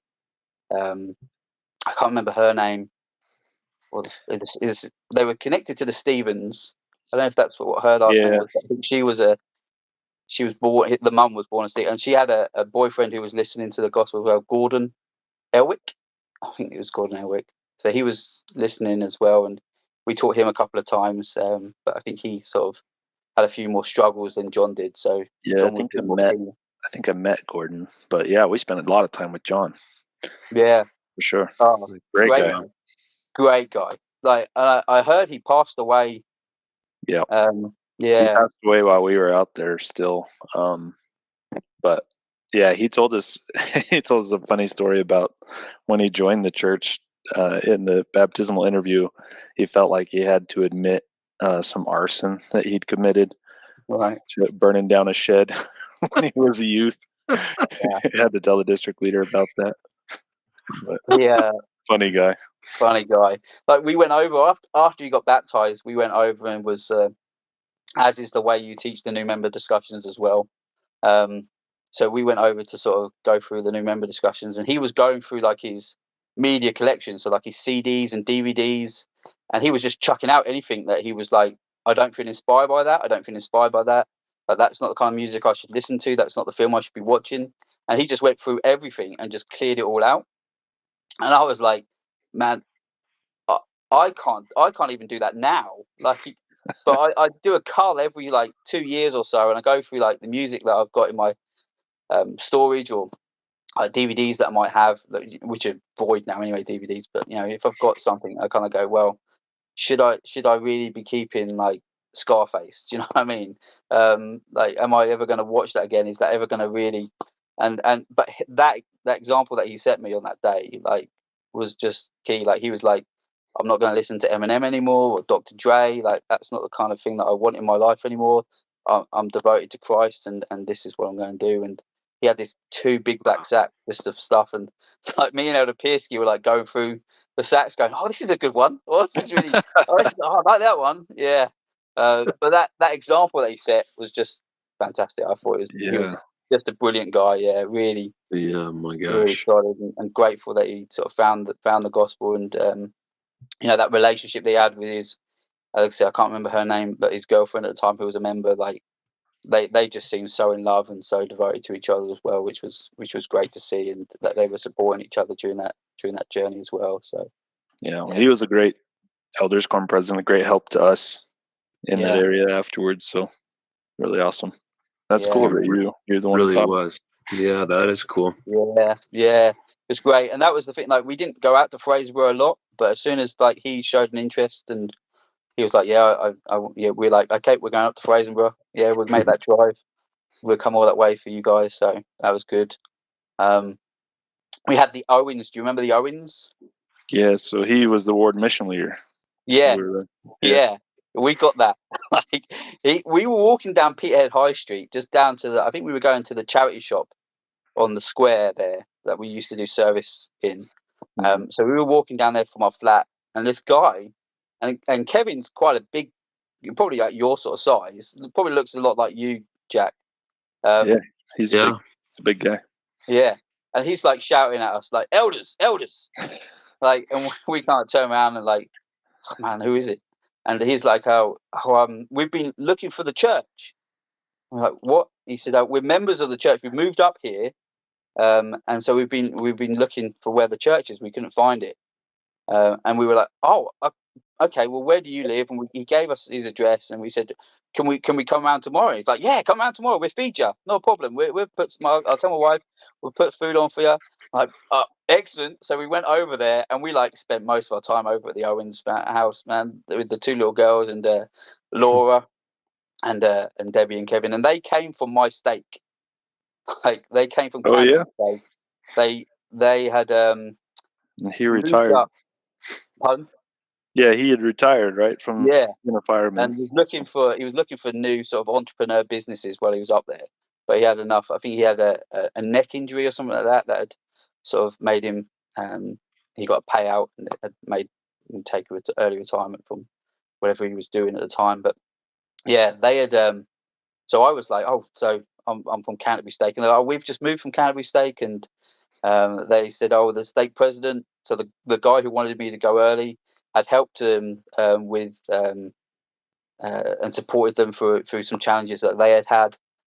So we were like reminiscing and talking about like these people that we all knew, and So it was just brilliant, like having people there that were just that spoke like me, like they spoke very southeast. It's awesome. Yeah, it was great, and we just went over there and just had a blast. And so we said to the bishop, we were like, he's just moved into the ward, like we want him. Like, what are you going to do with him? And the bishop was like, okay, well, if you want him, so he was called as ward mission leader, and he just took over. And we needed someone, and he was dynamic and very active and involved in that kind of side of things. So it was brilliant to have him. And yeah, we had Elder Piesky. They had a trampoline, a big trampoline in the back garden. And That's right. So Elder Piesky went out there, and I think it was like playing, is it eggs? So the little girls were all balled up in a little ball. Crack the egg. Yeah. So Elder Piesky was trying to crack the egg to these little girls, and they were all laughing their heads off. And then all of a sudden we hear this massive tear. Oh. And Elder Piesky comes in with a massive split all the way up the undercarriage of his trousers, and just showing everyone everything. And Sister Owens was like, right, get a towel. So she grabbed him a towel, and she got his trousers. I think she sewed them up for him, or at least sort of part done. So yeah, it was hilarious. And me and Brother Owens were just in his stitches as Elder Piesky was like walking in with this gate between his legs as his trousers were just flapping everywhere. But brilliant. And then we started football up on Saturday mornings, because they had a football field just at the back of their house as well, like a little five-a-side football pitch up by the Owens. And so we played football up there, and had a few of the so Raymond and Edward and a few of the other people came out and played football. So that was cool. Yeah, I love the Owens. They were brilliant. Awesome. So it's an awesome family. Yeah. Cool. So I think that's kind of Peterhead. I don't think there was anything else from that area. So from Peterhead, I then moved to Montrose. Wow. So went down there with Elder Chad Brown, and we then found that flat. So the penthouse suite. Oh my gosh. In Montrose. Thank you. Bless you for that. What a treat. What a treat that is. Oh, man. From the Peterhead flat as well, that was it. You probably weren't in the Peterhead flat. I think it was Queen Street or Fox Street or something like that. I have the address right here. Let me look it up. I think it was two. I think it was 2A. King Street, right? Maybe you had moved. Top floor, 23 King Street. Yeah, maybe they'd moved. But we were in this flat, and so there was a front room where we slept, and then there was another reception room which was all the wardrobes, and then there was a tiny little bathroom in Peterhead that like had a sunken like sit-in bath. Oh. So yeah, it probably moved in that time. It definitely moved. That was unique. So then, and the shower was awful, so you had to kind of have a bath, but it was like this bath you had to like almost sit in and fill up while you were in it, because if you open the door, the water would come out. It was just terrible. And then so going from that flat to then the first Montrose one, I was there for about 2 weeks, was okay, and then we moved to the penthouse one in Arbroath, and it was just delightful. Leather sofas, dishwasher, just it was like an American shower too. Like it was the best shower in the whole mission. I swear. It was. Oh my gosh, so good. That was a treat. So yeah, moved to Montrose, and that was another. It was a tough area for missionary work. I found we didn't find too many people there, and didn't teach a lot. So I went with Chad Brown for a little while, and then he had on about 2 weeks before, he was on a bus and saw this guy who looked like a typical Scottish guy, and he didn't really want to talk to him, but the Spirit sort of said to him, go share a message with him, and he said he didn't. And then about a week later, him and I think it was Elder Lapalainen, I think it was Elder Lapalainen, who I replaced, they had decided to chat down this street, and it was just industrial sort of units. There was no houses there, And so they were like, "Oh, this is ridiculous." And then they got to the end of the street where there was this old mill that had then been converted into flats. And so they rung the bell, and the first door they knock on is the guy that Elder Brown said that he was inspired to go talk to on the bus that he didn't. And so he's like, "Okay, so we're in." And so started teaching him, and that was Bob Watson. So do you remember Bob? Yes, I do. Yeah. So Bob Watson, and we taught him, and he loved reading. He said was his thing. So he had like tons of books. So we gave him the Book of Mormon. He read through that. We gave him everything that we could find to read, and he was just reading everything. And then and he had served in the military, I think, at some point, and so had like Gurkha spears and knives because he had served alongside the Gurkha regiment. And he said that this Gurkha knife that he had, if you pull out the knife, you have to draw blood. So they would then scratch their hand if they never sort of kill or cut anyone with it. So they would have to scratch themselves before they could put the sheath back in. Sort of a tradition that they had. So Bob was always like, I can't pull it out, or else I'm gonna have to cut it. And you were like, oh. So bless his heart, what a guy. And then he got baptized just after Elder Brown left the area, and Bob Stronach baptized him because he thought it was fun to have someone called Bob baptize him because that was his name. So, Oh yeah, bless him. He was. I think he had his own struggles, and I don't think he ever really sort of got over some of those struggles either. But he just loved coming to church. The Kerrs, I think both passed away. I can't remember their names. I just remember his brother and sister Kerr. Chuck, was it Chuck? But he was Sister Farker's parents. Right. Yeah, I remember that. So they would pick him up because they lived in Forfar. So they would pick him up on the way through to church, and they developed a really sweet sort of relationship with Bob and helping him out and sort of supporting him and picking him up. But he loved coming to church and just being with us. He was just a great guy, just a really good guy. Yeah. So, and then I trained Elder Matt Cottrell. So went down and trained him, and this was around about Christmas time, 2003. Then I guess it was. So I trained Elder Cottrell, and he was from Bournemouth. I think he's Bournemouth, England. So from the south coast as well. So not a million miles from where I am. And it was tough. Again, like being a senior companion for the first time, and just trying to figure out what we were going to do, and trying to knock on doors and street. I didn't like street contacting, so we didn't do that a lot, and just trying to work with different sort of families, and it was tough. It was a really tough area to teach and baptize in. So, but the ward were fantastic. So many wonderful members in the ward. So every Sunday was a treat. In going to church and being around them, and the Farkers, the Hendersons, the Dibdens, the Crawfords, the Glanvilles, the Stronachs. Loved the Stronachs.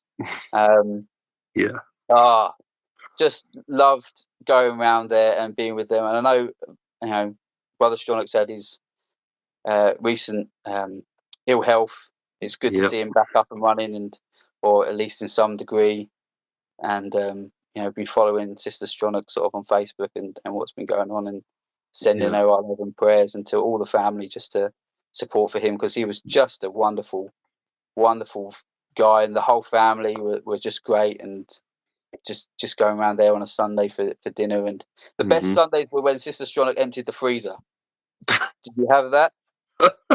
Oh yeah, I mean I was in Montrose ward for 6 months of my mission, so we had plenty of amazing meals at the Stronach's home. Yeah, so she would just get out. So it was like potato smiles, chicken nuggets, just anything she had in the freezer that needed to go. She just cooked it all. Just cooked it all for Sunday, and it was just a help yourself sort of thing. It was just the best, because like it just brought you back to those childhood days. And obviously they had Rebecca, living there with Cameron, who was only a tot, like probably about a year, maybe 18 months old. And so obviously they had sort of more childish sort of food, but that was great. I loved it because they were just, you know, sitting down and eating fish fingers and potato smiles. Just brought back wonderful memories as a kid. You had to have been there, what, a year and a half, 2 years before me? So, I mean, you're speaking exactly the same language. Like, I remember my first Christmas in the mission, we had just been transferred in, whitewashed, and I was training as well. And we spent Christmas Day at the Stronach's home watching Cameron open all his Christmas gifts and things. And I don't know, it was a really fun memory, and obviously getting to know them further on after that was amazing. They're just a great family. Yeah, brilliant, absolutely brilliant. And Laura, and Stuart. So Laura, their daughter, had just was getting married to. I think they weren't married yet, but he was like over and pretty much living with them at the time. And then they had another daughter as well that came back. I can't think she was at university, maybe Emma. That's right. But the I whole remember family. Emma. Yeah. We went round there one time, and they weren't home. So we sat down. I think it's their son Andrew was home, and he was watching Tenacious D. And he said, "Come in, watch this. This is hilarious." We were like, "What's going on?" And like Jack Black is like giving birth, or the other one is giving birth to Jack Black, or something like that on the TV, and we're like, "Okay, maybe we." Yeah, this was it was hilarious. It's great fun. They were just wonderful family. I loved the Stronachs. Just thought they were brilliant. Yeah, absolutely. And Brother Stronach used to curl up on the floor after dinner and have a nap. And I was just like, that's what I want to be. That's my aim in life. If I can just, after Sunday dinner, I can let everyone will leave me alone, and they know I'm going to just go curl up on the floor and have a nap. That's my dream. That's what I want. Just to be like Brother Stronach. Do that. It's great. That's too good. And there are so many other, the Herschels, the Watsons, the Jamesons, just so many great families in that ward. I probably missed out a ton, but I just loved the ward. They were just great. When we first got there, I think it was like St. Andrew's Day, was quite close up. So the missionaries, for some reason, Elder Brown had sort of roped us into it, and we were like cooking part of the dinner. I think we were cooking all the potatoes for like this ward social event.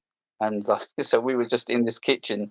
I think we were listening to the Forrest Gump soundtrack, the instrumental sort of musical one, and just listening to that as we were cooking these potatoes off for this war social. And then they had a Halloween one as well, and just they did so much as a ward together. They just felt this real community sense in that ward, and I just wish we could have had a bit more success with missionary work in the area. But the ward as a whole was just loved being in that ward. And so I served with Elder Cottrell for a while.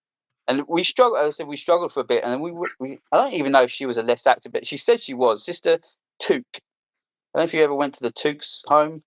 They lived quite way out. I can't remember where they lived, but she said I think she was a baptism from like the Osmonds, or from the baseball baptisms from the 60s, 70s sort of time. Okay. Her husband that she married wasn't a member, but we chapped into her. And she was like, come in. And we're like, okay. So we went in, and she sort of explained that she was a member. So, oh, great. And then she would have us over every week to feed us.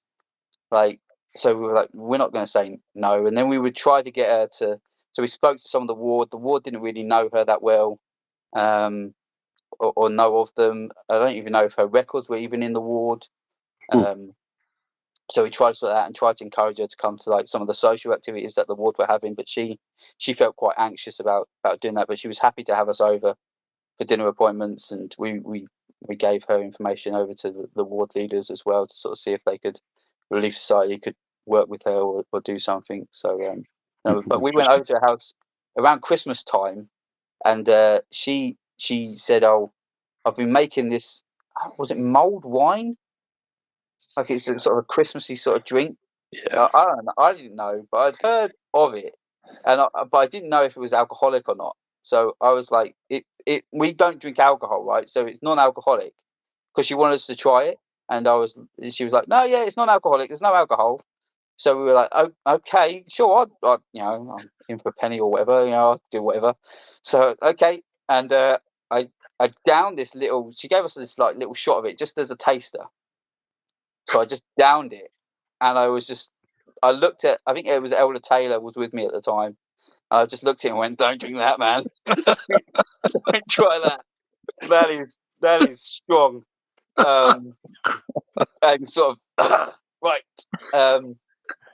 And I still thought it was. I didn't know if it was. I hadn't tasted a lot of alcohol in my life prior to that moment, so I didn't know if it was alcoholic or not. But it was a strong taste of something that I didn't like, and so I messaged my parents and was like, "Oh, I went down to this member's house and she gave me some mulled wine," and then in the next response, my dad was like, "You shouldn't be drinking that as a missionary," and I was like, no idea, no idea at all."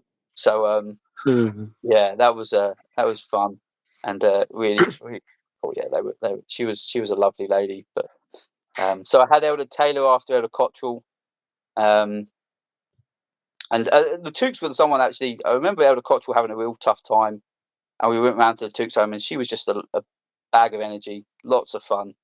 And Elder Cottrell came out of there. He was just like, that's what I want to do. I want to work with people like her and try to get her to come back out to church. I see what missions aren't all about knocking on doors, but actually about working with individuals, however they come into our lives and however we meet them as missionaries. So that was a good experience. And then, awesome. So with Elder Taylor then came in and replaced Elder Cottrell, and he was great. Elder Levi Taylor was just excellent, wonderful missionary. Really sort of had his head screwed on, and we worked. I think we worked quite well together. I think we worked well together. You might come on and say something different, but I really enjoyed serving with him and doing what we did. And I think they had some success after I left as well, because Elder Taylor was just going to have success on his mission. I think he was just that kind of. He was really down to earth and sort of just got on with people. So yeah, that was good. And then as I left Montrose, I was really unhappy. Even though we struggled within the area, I was getting on really well with Elder Taylor, and I loved the ward. And then I got a call to say I was moving to Johnston, and I was devastated. I was so I just wasn't happy about it at all, really. And anyway, you go round and say goodbyes, and I think we were going from the Stewarts, Alec Stewart and his family. And we were going from them to go say goodbye, I think, to the Stronachs. And I think they lived in Brecon and the Stronachs were in Montrose.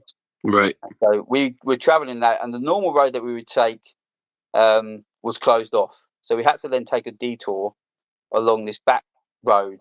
And we were kind of running a bit late. And I was driving, and I was in the limit. I wasn't breaking the limit, but I was probably driving faster than the road conditions I should have been, and it was icy, and we hit some ice on the road, and spun the car out, and wrecked it and rode it off. And so me and Elder Taylor are out there, and Brother Kerr at Christmas had given me a tiny little sort of dram bottle of whiskey. And as a Christmas present sort of thing. He gave it to all the missionaries, I think, before they left, or they given me this little bottle of whiskey that I just put in the side compartment of the car. And so I then crashed the car, and my first thought is I need to get rid of that bottle of whiskey, because if they find a missionary's car with some whiskey in it, there's going to be some questions. So I kind of when we crashed, and it was quite bad, and I wasn't wearing my seatbelt at the time either. So I sort of smashed my head and got a scar just up here on my eye, and my eye had sort of flamed out. And we were lucky that we were quite close to a house along that road where there wasn't many houses. So, but I remember hearing Elder Taylor just screaming "Get out the car! Get out the car!" And because we could hear water running, because obviously we'd probably hit the radiator, so we didn't know if it was petrol or water or whatever it might be. So he's just like, we need to get out of the car and get away from the car just in case. But my thought is like, I need to get rid of that bottle of whiskey. So I pick it up, and luckily there was like a water drainage sort of pipes down by there. So I just dropped it down there just as I got out the car and got rid of any sort of incriminating evidence that may be of a missionary drunk driving. Good job, Spencer. Thanks. So save the good name of the church. But anyway, we go over to this home. They let us in. They call an ambulance, and police come and recover the car. So me and Elder Taylor are then taken to, I think, to Arbroath Hospital, which is just a small little hospital. And they sort of look me over, and the Elder Taylor's come away without a scratch, from what I remember. He's unharmed, and I've just got a cut above my eye. It just sort of ballooned up a bit, and they look at me and say, "So, what happened?" I said, "Oh, crashed the car. This is, we hit some ice and all that." I said, "I wasn't wearing my seatbelt, so I think I've sort of been flung and hit my head." And they were like, "Okay, we're going to send you to Dundee Central Hospital because the way the car looked and the way you look don't match. So, and especially if you weren't wearing your seatbelt. So we're going to send you down to Dundee." So we got in the car or in the ambulance again. They transported us down to Dundee, and it was getting like 11 o'clock at night. It's getting quite late. And I think we must have had mobiles at this time, because Elder Taylor, I think, has contacted the zone leaders to let them know what's going on. And so, yeah, they've taken us down to Dundee, and they've done an X-ray or a CT or something like that. They've sort of checked me over and sort of just said, like, you can go on your way if you want. Like, we don't see any other reason to hold you here anymore. So we went and stayed the night at the zone leader's flat, Elder Lovelace and Elder Simons, I think it was, in Dundee at the time. So we go and stay there the night, and I kind of only now, well, a few, later on, I realised I was probably in shock, because I'm like, they're sitting there joking about it, and I've got blood on my mission tie, and a bloody shirt, a suit jacket, all sort of scruffy and everything like that. And they're like, "This is going to be a great mission story." They knew, obviously 20 years from now there'd be an S.E.M podcast, and I could share this story on the podcast. I said it would be great. This is a great story to tell when you get home from your mission and all that kind of stuff. And I just wasn't having any of it. I was just like, no, this is the worst thing in the world.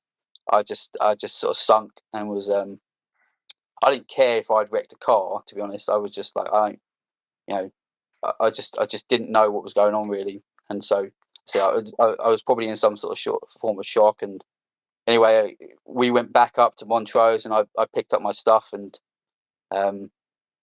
Elder Taylor was training that moves, so he went down to Edinburgh to go pick up his new greenie, and I sort of just stayed in the flat thinking, what am I going to do? Like, where am I? I'm meant to go down to Johnston now, and I was like in two minds of where I was going to go. So I sort of just went to the track. I think brother Dave Stead. Do you remember Dave Stead? Zack? Doesn't ring a bell, no. No, I think he went on a mission to the temple, Preston Temple, just after I left the area. Okay.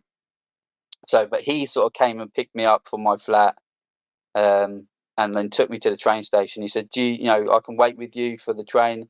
I was like, no, I don't want to be any more of a problem to you. So he sort of went off, and I was just sat in the train station on my own, thinking, what am I going to do? Where am I going? What's happening? And just had loads of questions, loads of doubts again came into my mind about, whether I should be serving a mission, and just had, just sat there. And I got on a train to go up to Peterhead to go visit. Rather than go to Johnston, I just got on a train. I said, I'll just go to Peterhead, because there's people up there who I can talk, who aren't members of the church, who I can talk to about this. So I went up there and sort of just said, look, this is the situation. And they said, well, you're welcome to stay here as long as you want, but we don't think that's the right thing to do. So they said, you need to contact your family. So I phoned up my dad, and he was like unsurprised. So I don't know if someone had already phoned him and said that, like the mission home had phoned him and said, like, your son's been in an accident last night. Like, we're going to get him to call you whenever we can. But he was unsurprised. He just said, yes, yeah, son. And I said, I don't know what I'm doing, and maybe I should come home. And he was like, you need to speak to President Vriens. I can't help you right now. You need to go talk to him. So I phoned up the mission home, and President Vriens said, yep, we're waiting for you. Come down. And so I got on a train and went down to the mission home. Came and picked me up personally, and took me in and just said, look, just get some rest. It's what your body needs after that sort of trauma that it's probably been through in that accident. You just need to get some rest. So let's just get you some rest, and then we'll talk about it. And that's what we did. I just spent a couple of days down at the mission home, just meeting with President Vriens regularly, just to sort of check in and see how I was doing. And eventually he just said, look, whenever you're ready, you can go back. Your position on the mission isn't sort of void or anything like that. You're still there. So whenever you're ready. So he just gave me that time that I needed just to sort of reassess and just to get my head straight again, and sort of get to the place where I was only a couple of weeks ago, in serving. So so that was great to have that experience with President Vriens, and we sort of formed a good friendship from there as well. And he would always check in, and it was we're all the famous elder so and so. But I remember I don't know if he maybe he just made me feel special, but he always put at the end of his notes, to my special friend, Elder Hagger. So that always sort of, I think when I opened up about the problems that I was feeling and my anxieties about being a missionary, and he saw sort of a different side to them than what other people did.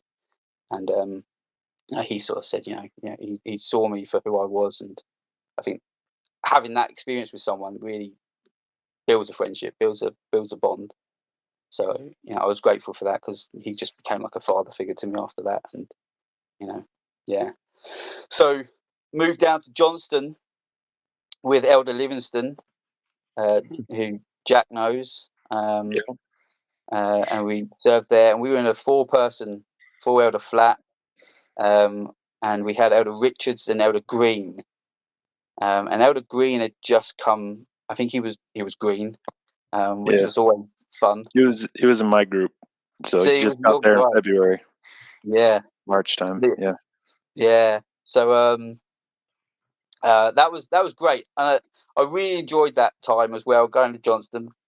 It was a good ward. Like I said, getting back down to the Paisley stake was wonderful, and I said, hearing about Stephen and Loriana and what was going on with them, and being part of that ward. There was some good people in the ward as well. And I remember we had a person walked in to sacrament meeting one time, and just walked down the central sort of aisle in Johnston, and knelt before the stand and did his cross as best as he knew how, as best as I know how, and then got up and sat down. And then his girlfriend, I guess, or his partner, came in and did exactly the same thing while we're having sacrament.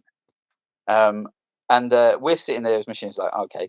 And someone just leans over to us. And of course, if someone like that comes into church, who deals with it? The missionaries. That's it.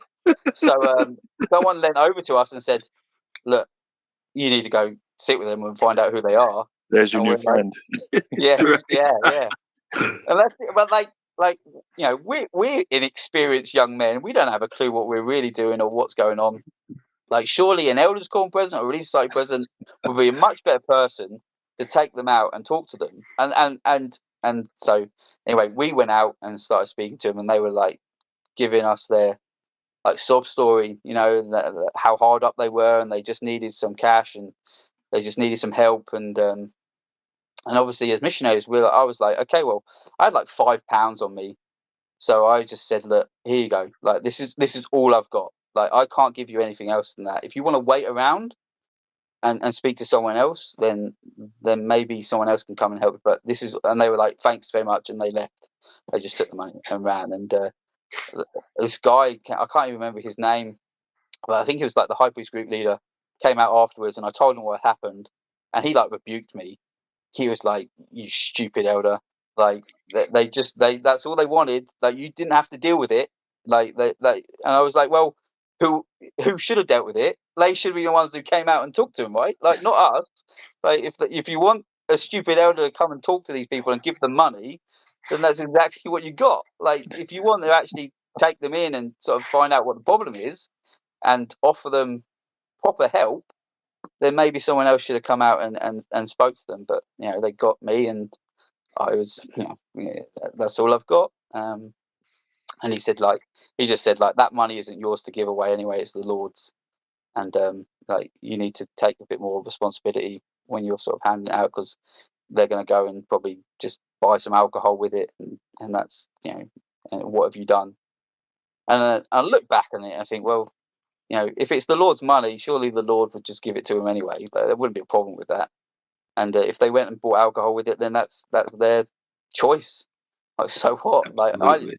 Like I didn't miss it. It wasn't money that was mine to sort of miss anyway. As a missionary, you live from whatever you can find in the cupboards when you get there, and just tins of beans and bread and cereal. So and if the members are nice enough to feed you, then you live on that as well. But so Johnston was a fun. As I said, I moved down to Elder Livingston, and they had, with the 4-person flat as well. Elder Livingston was just hilarious, because we would stay up quite late, probably beyond when we should have done as missionaries, because there was 4 of us there, and Elder Livingston, when he got tired, would say random things.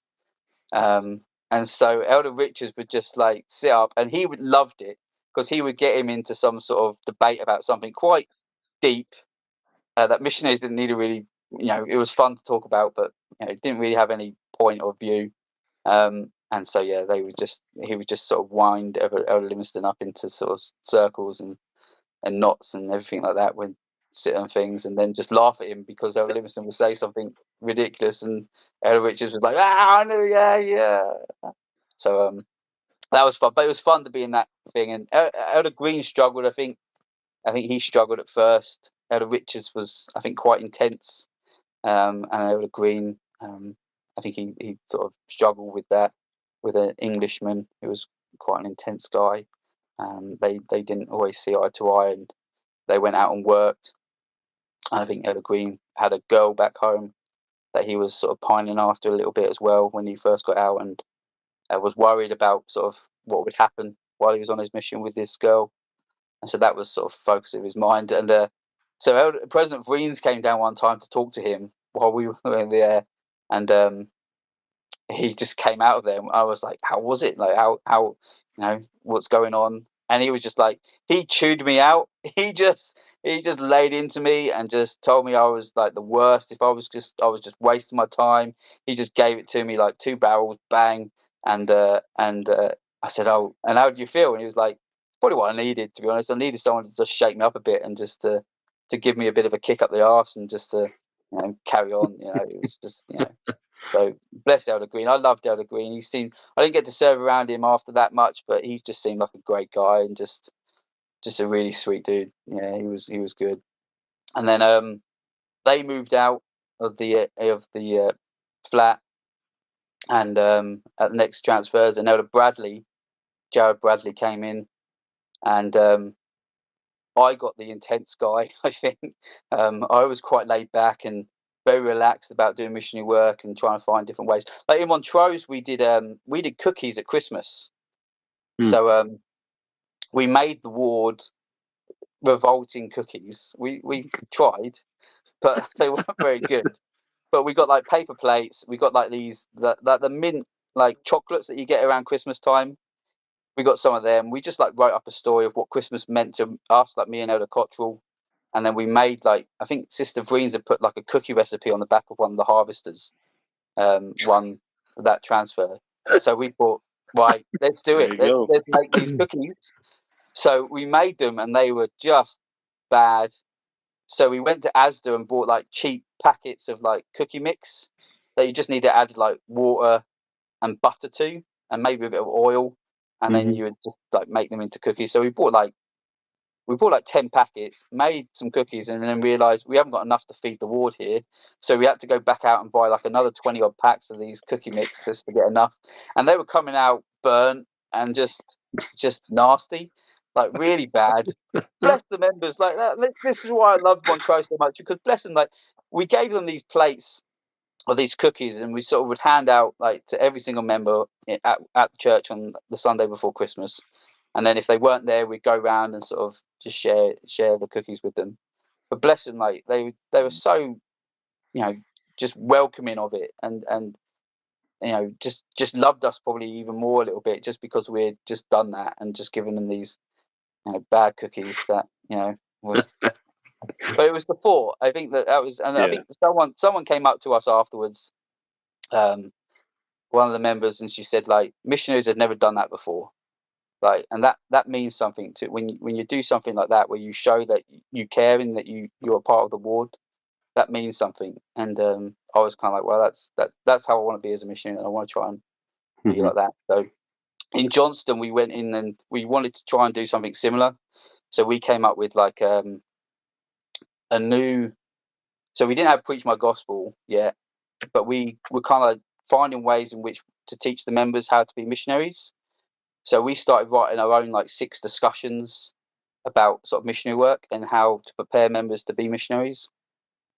So we're like talking first of all about faith and building our faith in the gospel, and then sort of building courage and scriptural understanding, and how to refer people, and what best way to approach people if we would ask questions and things like that. So we sort of were trying to do that, me and Elder Livingston, when we were there, and then that carried on with Elder Bradley and for a bit, and we were just trying to get it all together. And we had a few members that we sort of would try and guinea pigs with, but I don't think that really sort of took off. I think it was a quite tough sort of moment to sort of try to get it through, and needed someone probably a bit cleverer than myself to sort of really sort of spearhead that and try to get it going. So that was a challenge, but we got on okay. Me and Elder Bradley, I think, struggled a little bit. I said he was quite intense and very much down the line, wanted to be exactly obedient. Well, I was very laid back and just like on a P day, I wanted to chill, just to have my time to, be who I was and go out. And so we went to, I remember one time we went to Paisley. I think Elder Spragg and Elder Jump were in Paisley, and they were I love those guys. They were really cool missionaries, and went over there and we just hung out with them for like most of our P day, and like we would stand outside the cinema and like look at what films were coming out, and like stand outside HMV and like look at what the music was, and we'd go to like Sports Direct, and like Elder Spragg had a fascination, I think, with like soccer jerseys. Like he really like wanted to get a cool soccer jersey. So we would like go into Sports Direct and just chill out and then get like a milkshake or something like that from McDonald's or KFC or somewhere. And we came home, and Elder Bradley was just like not impressed with like what we had done in P Day, and just like chewed me out, and was just like, "You're the worst." Like, I'm sure he meant well with it, but just the way he delivered it didn't come across that well, and I just went into my shell and just sort of went, "Okay, if you think that of me, maybe I am the worst," and I just didn't talk to him and just sort of ignored him for the next evening. And then we had to phone up President Vriens and said, "Look, we're not getting along." And President Vriens came down and just sort of smoothed things over a bit until we went on transfers. And we got on okay after that as well. I think, with a lot of companionships, as I've heard on the podcast as well, once you clear the air and sort of get everything out there, you sort of just get on so much more better, because you then understand each other more. And it's the same as in a marriage as well. I still have those moments where I just, my wife sort of says to me like, "Look, sort it out," and I just go into my shell, and it's not until I sort of come out and say to her, "I've learned now to, okay, how can we address this better? How can we move past this?" And then we feel a lot stronger in our relationship as well, especially when we first started dating and in our marriage. So yeah, that's what's important here, just to clear the air and just to blow out some cobwebs from previous relationships or companionship. So yeah. So that's Johnston. I was only there for 2 transfers, and then moved to Dalkeith. and served with Elder Garota down there. And that's where I met you, Jack. I don't know if you remember. I don't recall. No, I must have come to Cumbernauld, but no, you were down there, and we went on exchanges, and you had a flat cap. yeah. So we went on exchanges one time, and we just so I went down to, is it Dumfries you were at? Yeah. We went down there, and we walked a lot. I remember that because I think the other companionship probably had the car. And we went round to a members' home. I think it was like the State Clerk or something like that. And they fed us, but we were meant to watch like this broadcast that he had recorded. And because he was State Clerk, he got a privilege to see these broadcasts that no one else was able to see. So it was like a special sort of priesthood broadcast. And he was then trying to get this up on his laptop while we were over there, but never got it up. Never came up anything. So we just sort of sat around there and okay, right, fine. So yeah, that was my introduction to Jack. Which Jack doesn't remember. How I don't awful. remember it. No, that must have been very new on my mission too. You were very. I think that must have been like your second transfer or something. So yeah. I don't know who you were serving with at the time, but Ella Guerrero must have gone out with. Probably it was Karish, I guess, because otherwise it would have been Livingston after that. So. Right. Yeah. Maybe it was. Was it Livingston? Because I think he went to Did he go to Shetland from Johnston? Anyway. Yeah. And then he was only up there for a short time, then came back down. So he went from Johnston to Shetland and then came back down to Dumfries, like stupidly travelling the furthest the missionary could probably travel. Yeah. In like in a 2 transfer time. Yeah. So we so there Dalkeith was, and that was an interesting area. I didn't get along well with the bishop there. Struggled a little bit. I don't think I made a good impression first time. I sound like a terrible missionary, right? Like these people. Just, not at all. No way. You sound like a real missionary. But he didn't like. I think he said to me and Elder Garota, like, "There's an evil spirit in the ward, and I want you to find out who it is." And I said, "That isn't my responsibility. Like, you're the bishop. You do that. And if you're going to delegate that to anyone, it isn't me. Like, I don't have that kind of authority to receive that kind of inspiration." Well, I didn't believe I did. Maybe we did. I don't know. But I went away and I said, "Look, okay, whatever." So Elder Garota went away. He prayed about it and went back and said to the bishop, "This is who I think it is." And the bishop was like, "Yeah, that's it." Elder Hagger, what do you think? And I said, "I didn't pray about it. I just flat out refused to, because I was like, that's not down to me. Like, I'm not doing that. It's not for me to then turn around and say this member's bad. Like, if you've got problems, they're your problems, man." And so I think from that, and that was quite early on. He took a disliking to me, and I struggled in that area a bit. But we had the Shields, Dougie and Evelyn, I think, brother. I can't remember first names. It's always brother and sister, isn't it? Especially when they're older than you. Yeah. I find that weird now. Do you find that weird when you kind of got? You're probably not in the home ward where you grew up, but I'm still in the same state that I grew up, and so there's people who I grew up with who are like my parents' age or even older, that could be my grandparents, and they're like coming up to me, and I say, "Oh, how are you doing, brother Stevens?" And he's like, "No, it's Barry." And I'm like, no, you're not. Like, I don't have that level of, we're not equal. Like, you're far more superior than I am, So I still find that a change. So it was always brother and sister. So brother and sister Shields, they were brilliant. They had their son and daughter as well. And I was with El Garota during the European Football Championships in 2004, and France played England. And so it was French. So we went round to the Shields home, and obviously being Scottish, they were very keen to not see the English win. They didn't care who else was playing against them as long as the English didn't win. So I was there, and England scored first, I think, and so I was up cheering in their face, and just giving it, a bit too much maybe as a missionary, enjoying the football. And then France scored, and then I think they scored a penalty close to the end of the match, and won the game 2-1, I think it was. And so Elder Garota and the Shields are all up in my face now. Just English scum, Sassenach get back down south, and everything like that. And then the next morning, Elder Garota then is on his way to the shower, singing "Allez bleu, allez bleu, allez bleu," just chanting these French songs at me, and that didn't stop for a good couple of days either. So bless him. I got on well with Elder Garota.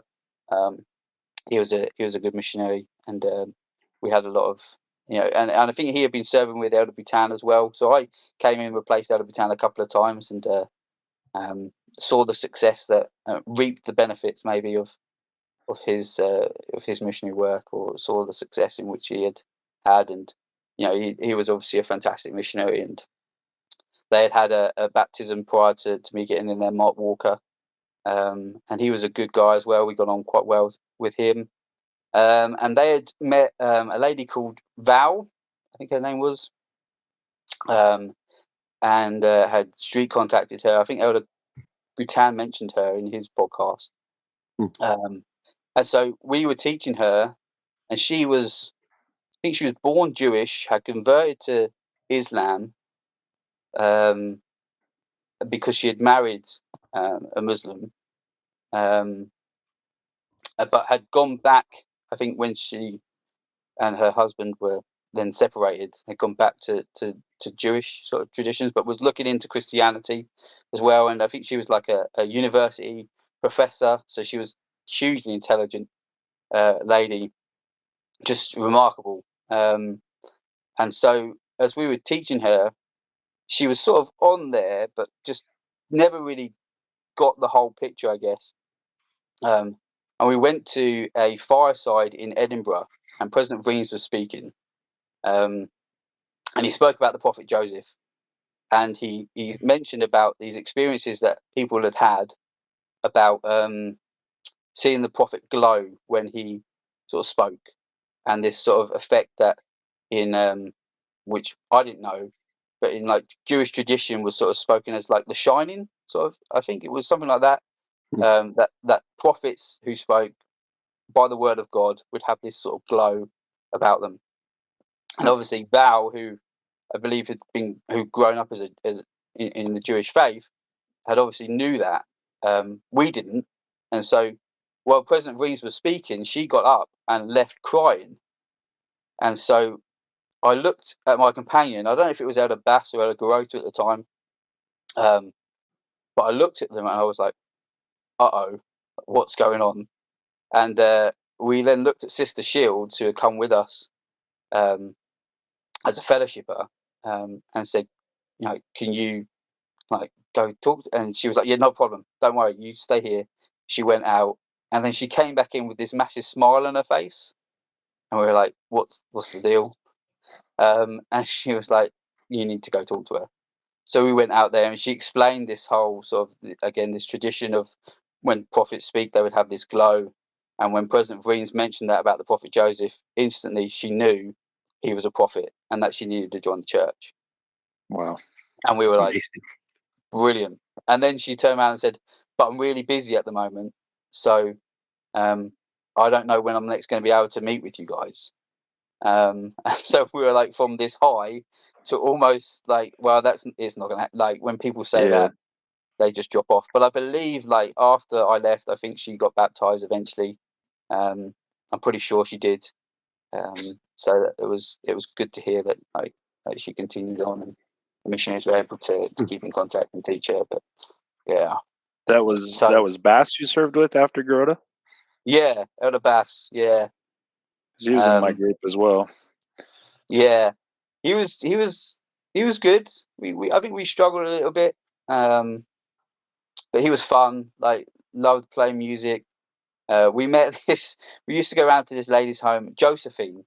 It was the first time I met a Joseph. Like, everyone Ian at the end of the name. You could change, like, a male's name's a female name with an E at the end. So Josephine, it was the first Josephine I ever met.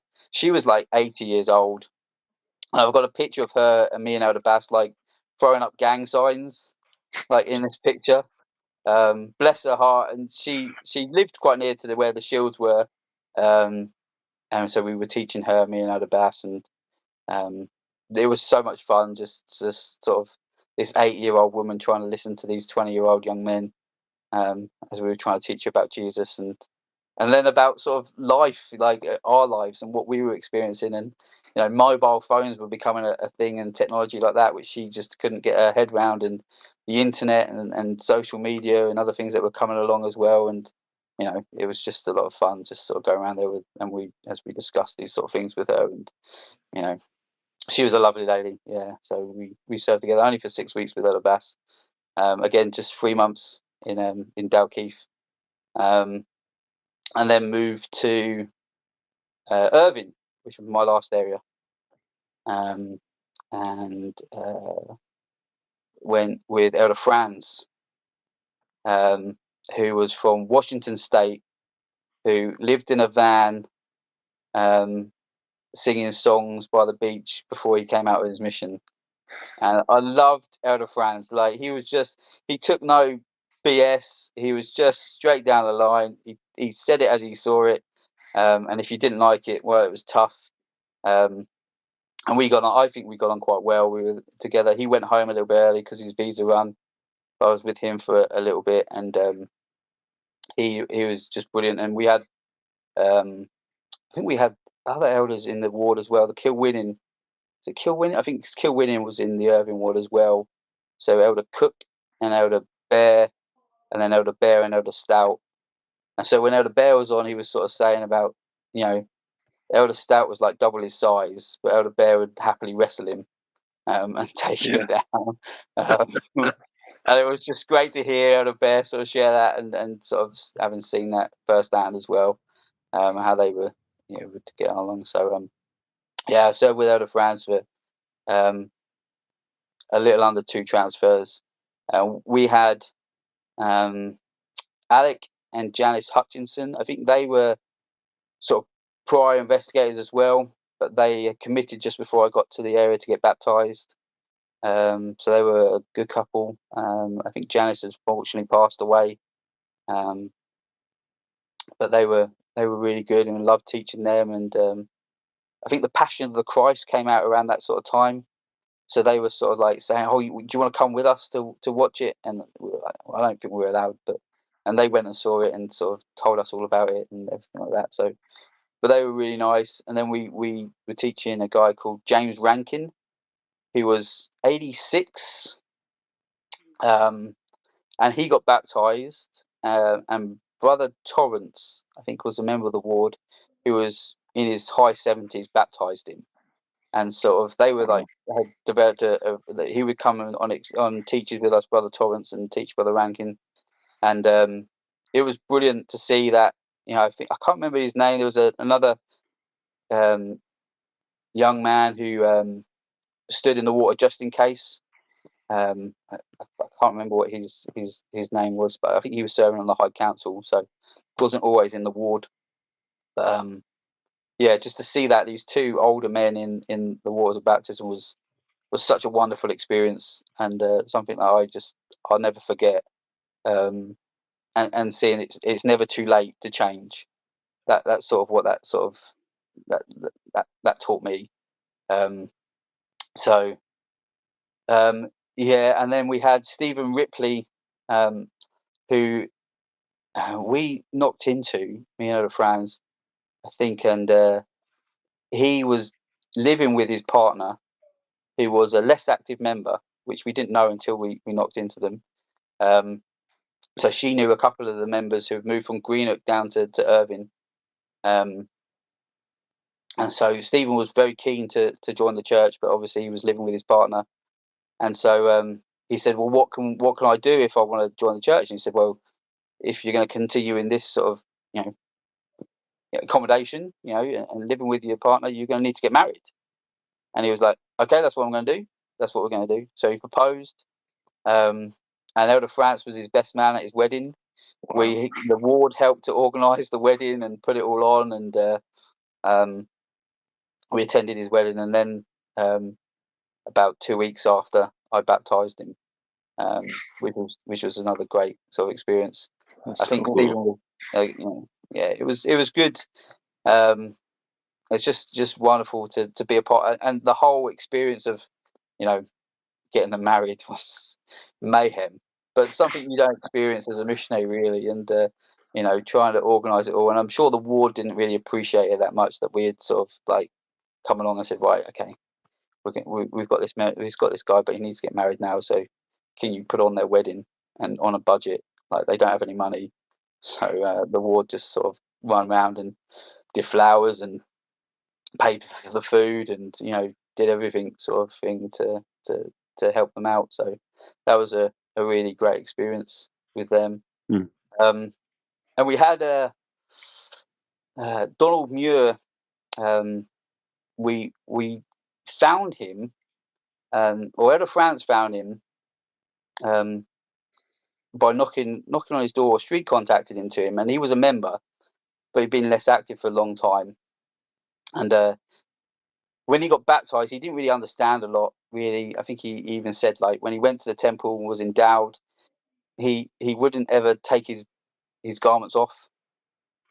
So even when he went into the shower, he would just leave his garments on, because he didn't understand what it all meant. He just thought, someone said, I've got to keep them on, I've got to wear them all the time, so that's what I'm going to do. Wow.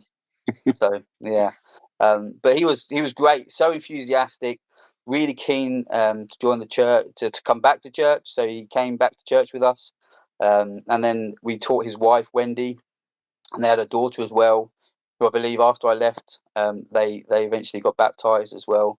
And I think Donald was called onto the bishopric at some point. So it was just great. Again, it wasn't finding new people, but helping anyone, wherever the situation they were in, to come onto it. That was what missionary work was really all about. So yeah, that's awesome. That's a fantastic journey. You filled in quite a few blanks for me of how things fit together in the mission, some of the history, and even the follow-up in Peterhead that Zack and I got to experience, some of the same, I guess, eternal investigators that we shared. But yeah, very good. It's been wonderful.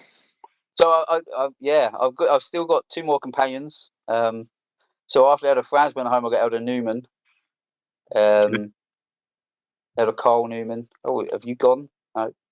Nope. Okay. Elder Carl Newman, and that was great, because then we had, so me and Elder Newman were the zone leaders. We had Elder Cardenas and Elder Rayfield were one district leader and companionship, and Elder Brownlow and Elder Midgley were another district leader and companionship. So in our zone, all of us were English. So we were the English zone in the Scottish Mission. That's what we named ourselves. I think we had a picture of me and Elder Newman next to the England flag, and we put that on remember the zone calendars that you would get from the zone leaders? Yeah.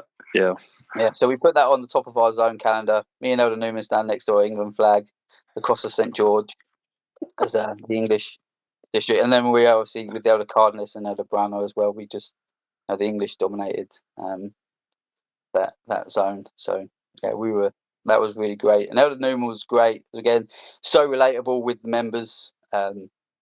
Just got on so well with them. And I think he went home early.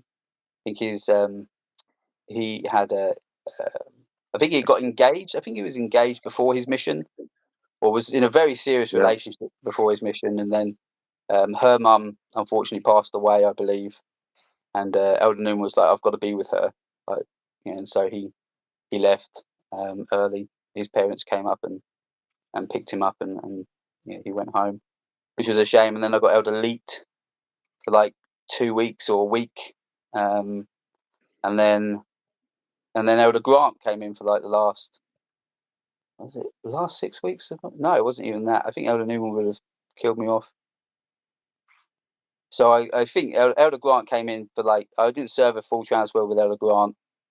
It was just part of a transfer, and I think he was coming in because Elder Leet was going home at the same time as me. So I think Elder Leet just came in for an emergency, like a couple of days, and then he went off somewhere else. And then Elder Grant came in for like the last 2 weeks, because he was going to come in and replace the zone, because the zone leaders don't usually whitewash. So I think that was the idea to have someone in there. And so Elder Grant and I, which was great because he worked. Elder Grant was because he worked me. Like I was getting a little bit drunky and ready to go home. And Elder Grant came in and we had baptized pretty much our whole teaching pool. Like, so he was like, I've got no one. Like, we're going out and you're going to help me find people before you go home. So I was like, okay, yeah, let's do that. So we went out and we were knocking on doors and trying to find new investigators to teach as well. So that was really good. It really helped me as well because I was sort of like, we were winding up. Like I was, I was winding up, and probably not as devoted and dedicated as I probably should have been at the end. And me and Newman were just having a lot of fun as well. Like every Saturday we'd go and play football with Elder Cardenas in Govan. So they would come over and probably sleep over at our flat. So we would have the English missionaries. So me, Clark, Newman, Brownlow, Midgley, Rayfield, and Cardenas would come over, and because we had a house in Irvine as well, so there was tons of space. So they'd come over and we'd like play spoons. Do you play spoons? Yeah. So we would get 14-inch pieces from Asda, some Canada Dry, and then just chill the night away playing spoons and just having some fun. Before then, on Saturday morning, going off and playing football. And the good thing was in Irvine, like in Govan, I think there was like 1 or 2 members, but we had like 11 on 11. Like it was just all non-members were there. Like Govan, they just like kept that going, and it was just like the missionaries had obviously just gone there with a couple of members, and then people would just join, and then just kept on coming. They just would come every single week, knowing there was a match going on, but we would always start with and finish with a prayer. So it was something. I don't know if anything ever come with it with the Govan elders and what they did, but yeah, that was a lot of fun. We had a good time with the Govan elders and that sort of area. So yeah. I think that's it. I think that's it. I think I've covered everything pretty much now. Amazing. Yeah, well, like Jack said, I'm amazed at how many names that you remembered. Yeah, incredible. I mean, just listing them off. I kid you not, I wrote them all down. So, right. I mean, there's just so many people that I knew in the mission or had some impact on my time in the mission who were, legends of the S.E.M. that I appreciate all the people that you've shared with us that you remembered. Like, you must have a mind like a steel trap. I try to keep it as active as possible, but no, it's just. I mean, the podcast has helped. Like, you guys have been going on for quite a while now, and so I've listened to pretty much every single episode. So, I've sort of just reminisced. And that's the beauty of it. You bring back these wonderful memories that mean so much, that meant so much to you, and still do mean so much. Mm-hmm. And you just sort of like, man, I remember that now. I remember sort of being in that area and walking down that street and bumping into this person and whatever else happened, battered Mars bars and trying to make our own in our flat at times, and just all good times, right? Yeah, that's it. Yeah, which build you up. Like, that was the thing about my mission. I look back on it and with only fondness, no matter what has happened or where I've been, or with all of us, when we look back, we can only look back at it with fondness and think, that was a good time. I grew. We had an elders quorum lesson recently in a ward that I visited on the stake, and we were talking about life, and I said, like, you could put your whole life in those 2 years of a mission. Like, everything you experience in life is combined in that 2 years, and the highs, the lows, the despair, the sorrow, the grief, the joy, and everything that we experience in our whole life, we experience just in that 2-year period, and just gain so much from it. And because of that, we can look back with sort of these wonderful memories and just think, yeah, that meant something to me. no matter where we are now, what situation we're in, that mission, it really did mean something. Yep. Amen to that, 100%. Yep. Well, Spencer, as Jack said, wow, this has been awesome. We've really enjoyed having you, and we hope that all those missionaries that you're still in contact with, they'll share it amongst them. This has just been such a fun journey to be on, and we appreciate you contributing and being part of our brotherhood, sisterhood of the S.E.M. And we love you and really wish you well. And if there's anything that we can continue to do for you, let us know. And but this has been great. Thank you again. Yeah, and we appreciate too when you contributed for our Vriens, President Sister Vriens episode, your letter and your experience there. That's something special as well. So yeah. I mean, they hold something dear to all of us, don't they? So yeah, their love and what they did as a mission president. Like I've listened to sort of others' experiences from, they were the right mission president for me. Even though I had President Wilkinson at the beginning, and he was right for me right at the beginning of my mission. Like he sort of was very strong, and sort of at times would tell me straight to my face, like, you need to sort yourself out, and you've got to be a better missionary, and gave me that sort of encouragement early on in that right way. But the Vriens, it was just love. Like everyone said, they were just about love and compassion and understanding, and just making sure that we felt loved and felt the best that we could be. So yeah, they were, I listen to the other missionaries from prior to the Vrienses and the experiences that they had, and I don't know if I would have enjoyed that so much. I knew the Vriens were the right mission president for me, and gave me the right kind of love that I needed because of who I am. So yeah, absolutely. Well, this has been fun. Time has flown by, and we really appreciate you again. The record, huh? Didn't make it. No. I was hoping not to. I didn't want to go on for too long, but yeah. No. It's been so good. Like I said, I mean, the thing for me was just all the people and the names that you shared. Like some of the ones in Peterhead that Jack and I have been like, who was his name? Trying to piece those together. That was really, really enlightening. So, and you and I had a lot of, people in common, having served in 3 common areas. So I enjoyed every minute of it. So thank you. No, thank you guys. Well, Spencer, thanks again. We love you, and we will certainly be in touch with you more. Let us know if we can ever be of help as well, like I said, and we'll let you get on with your night. So thank you. No, thank you. Take care, guys. See you later. All right. Cheers, mate. Bye-bye. Bye. Bye.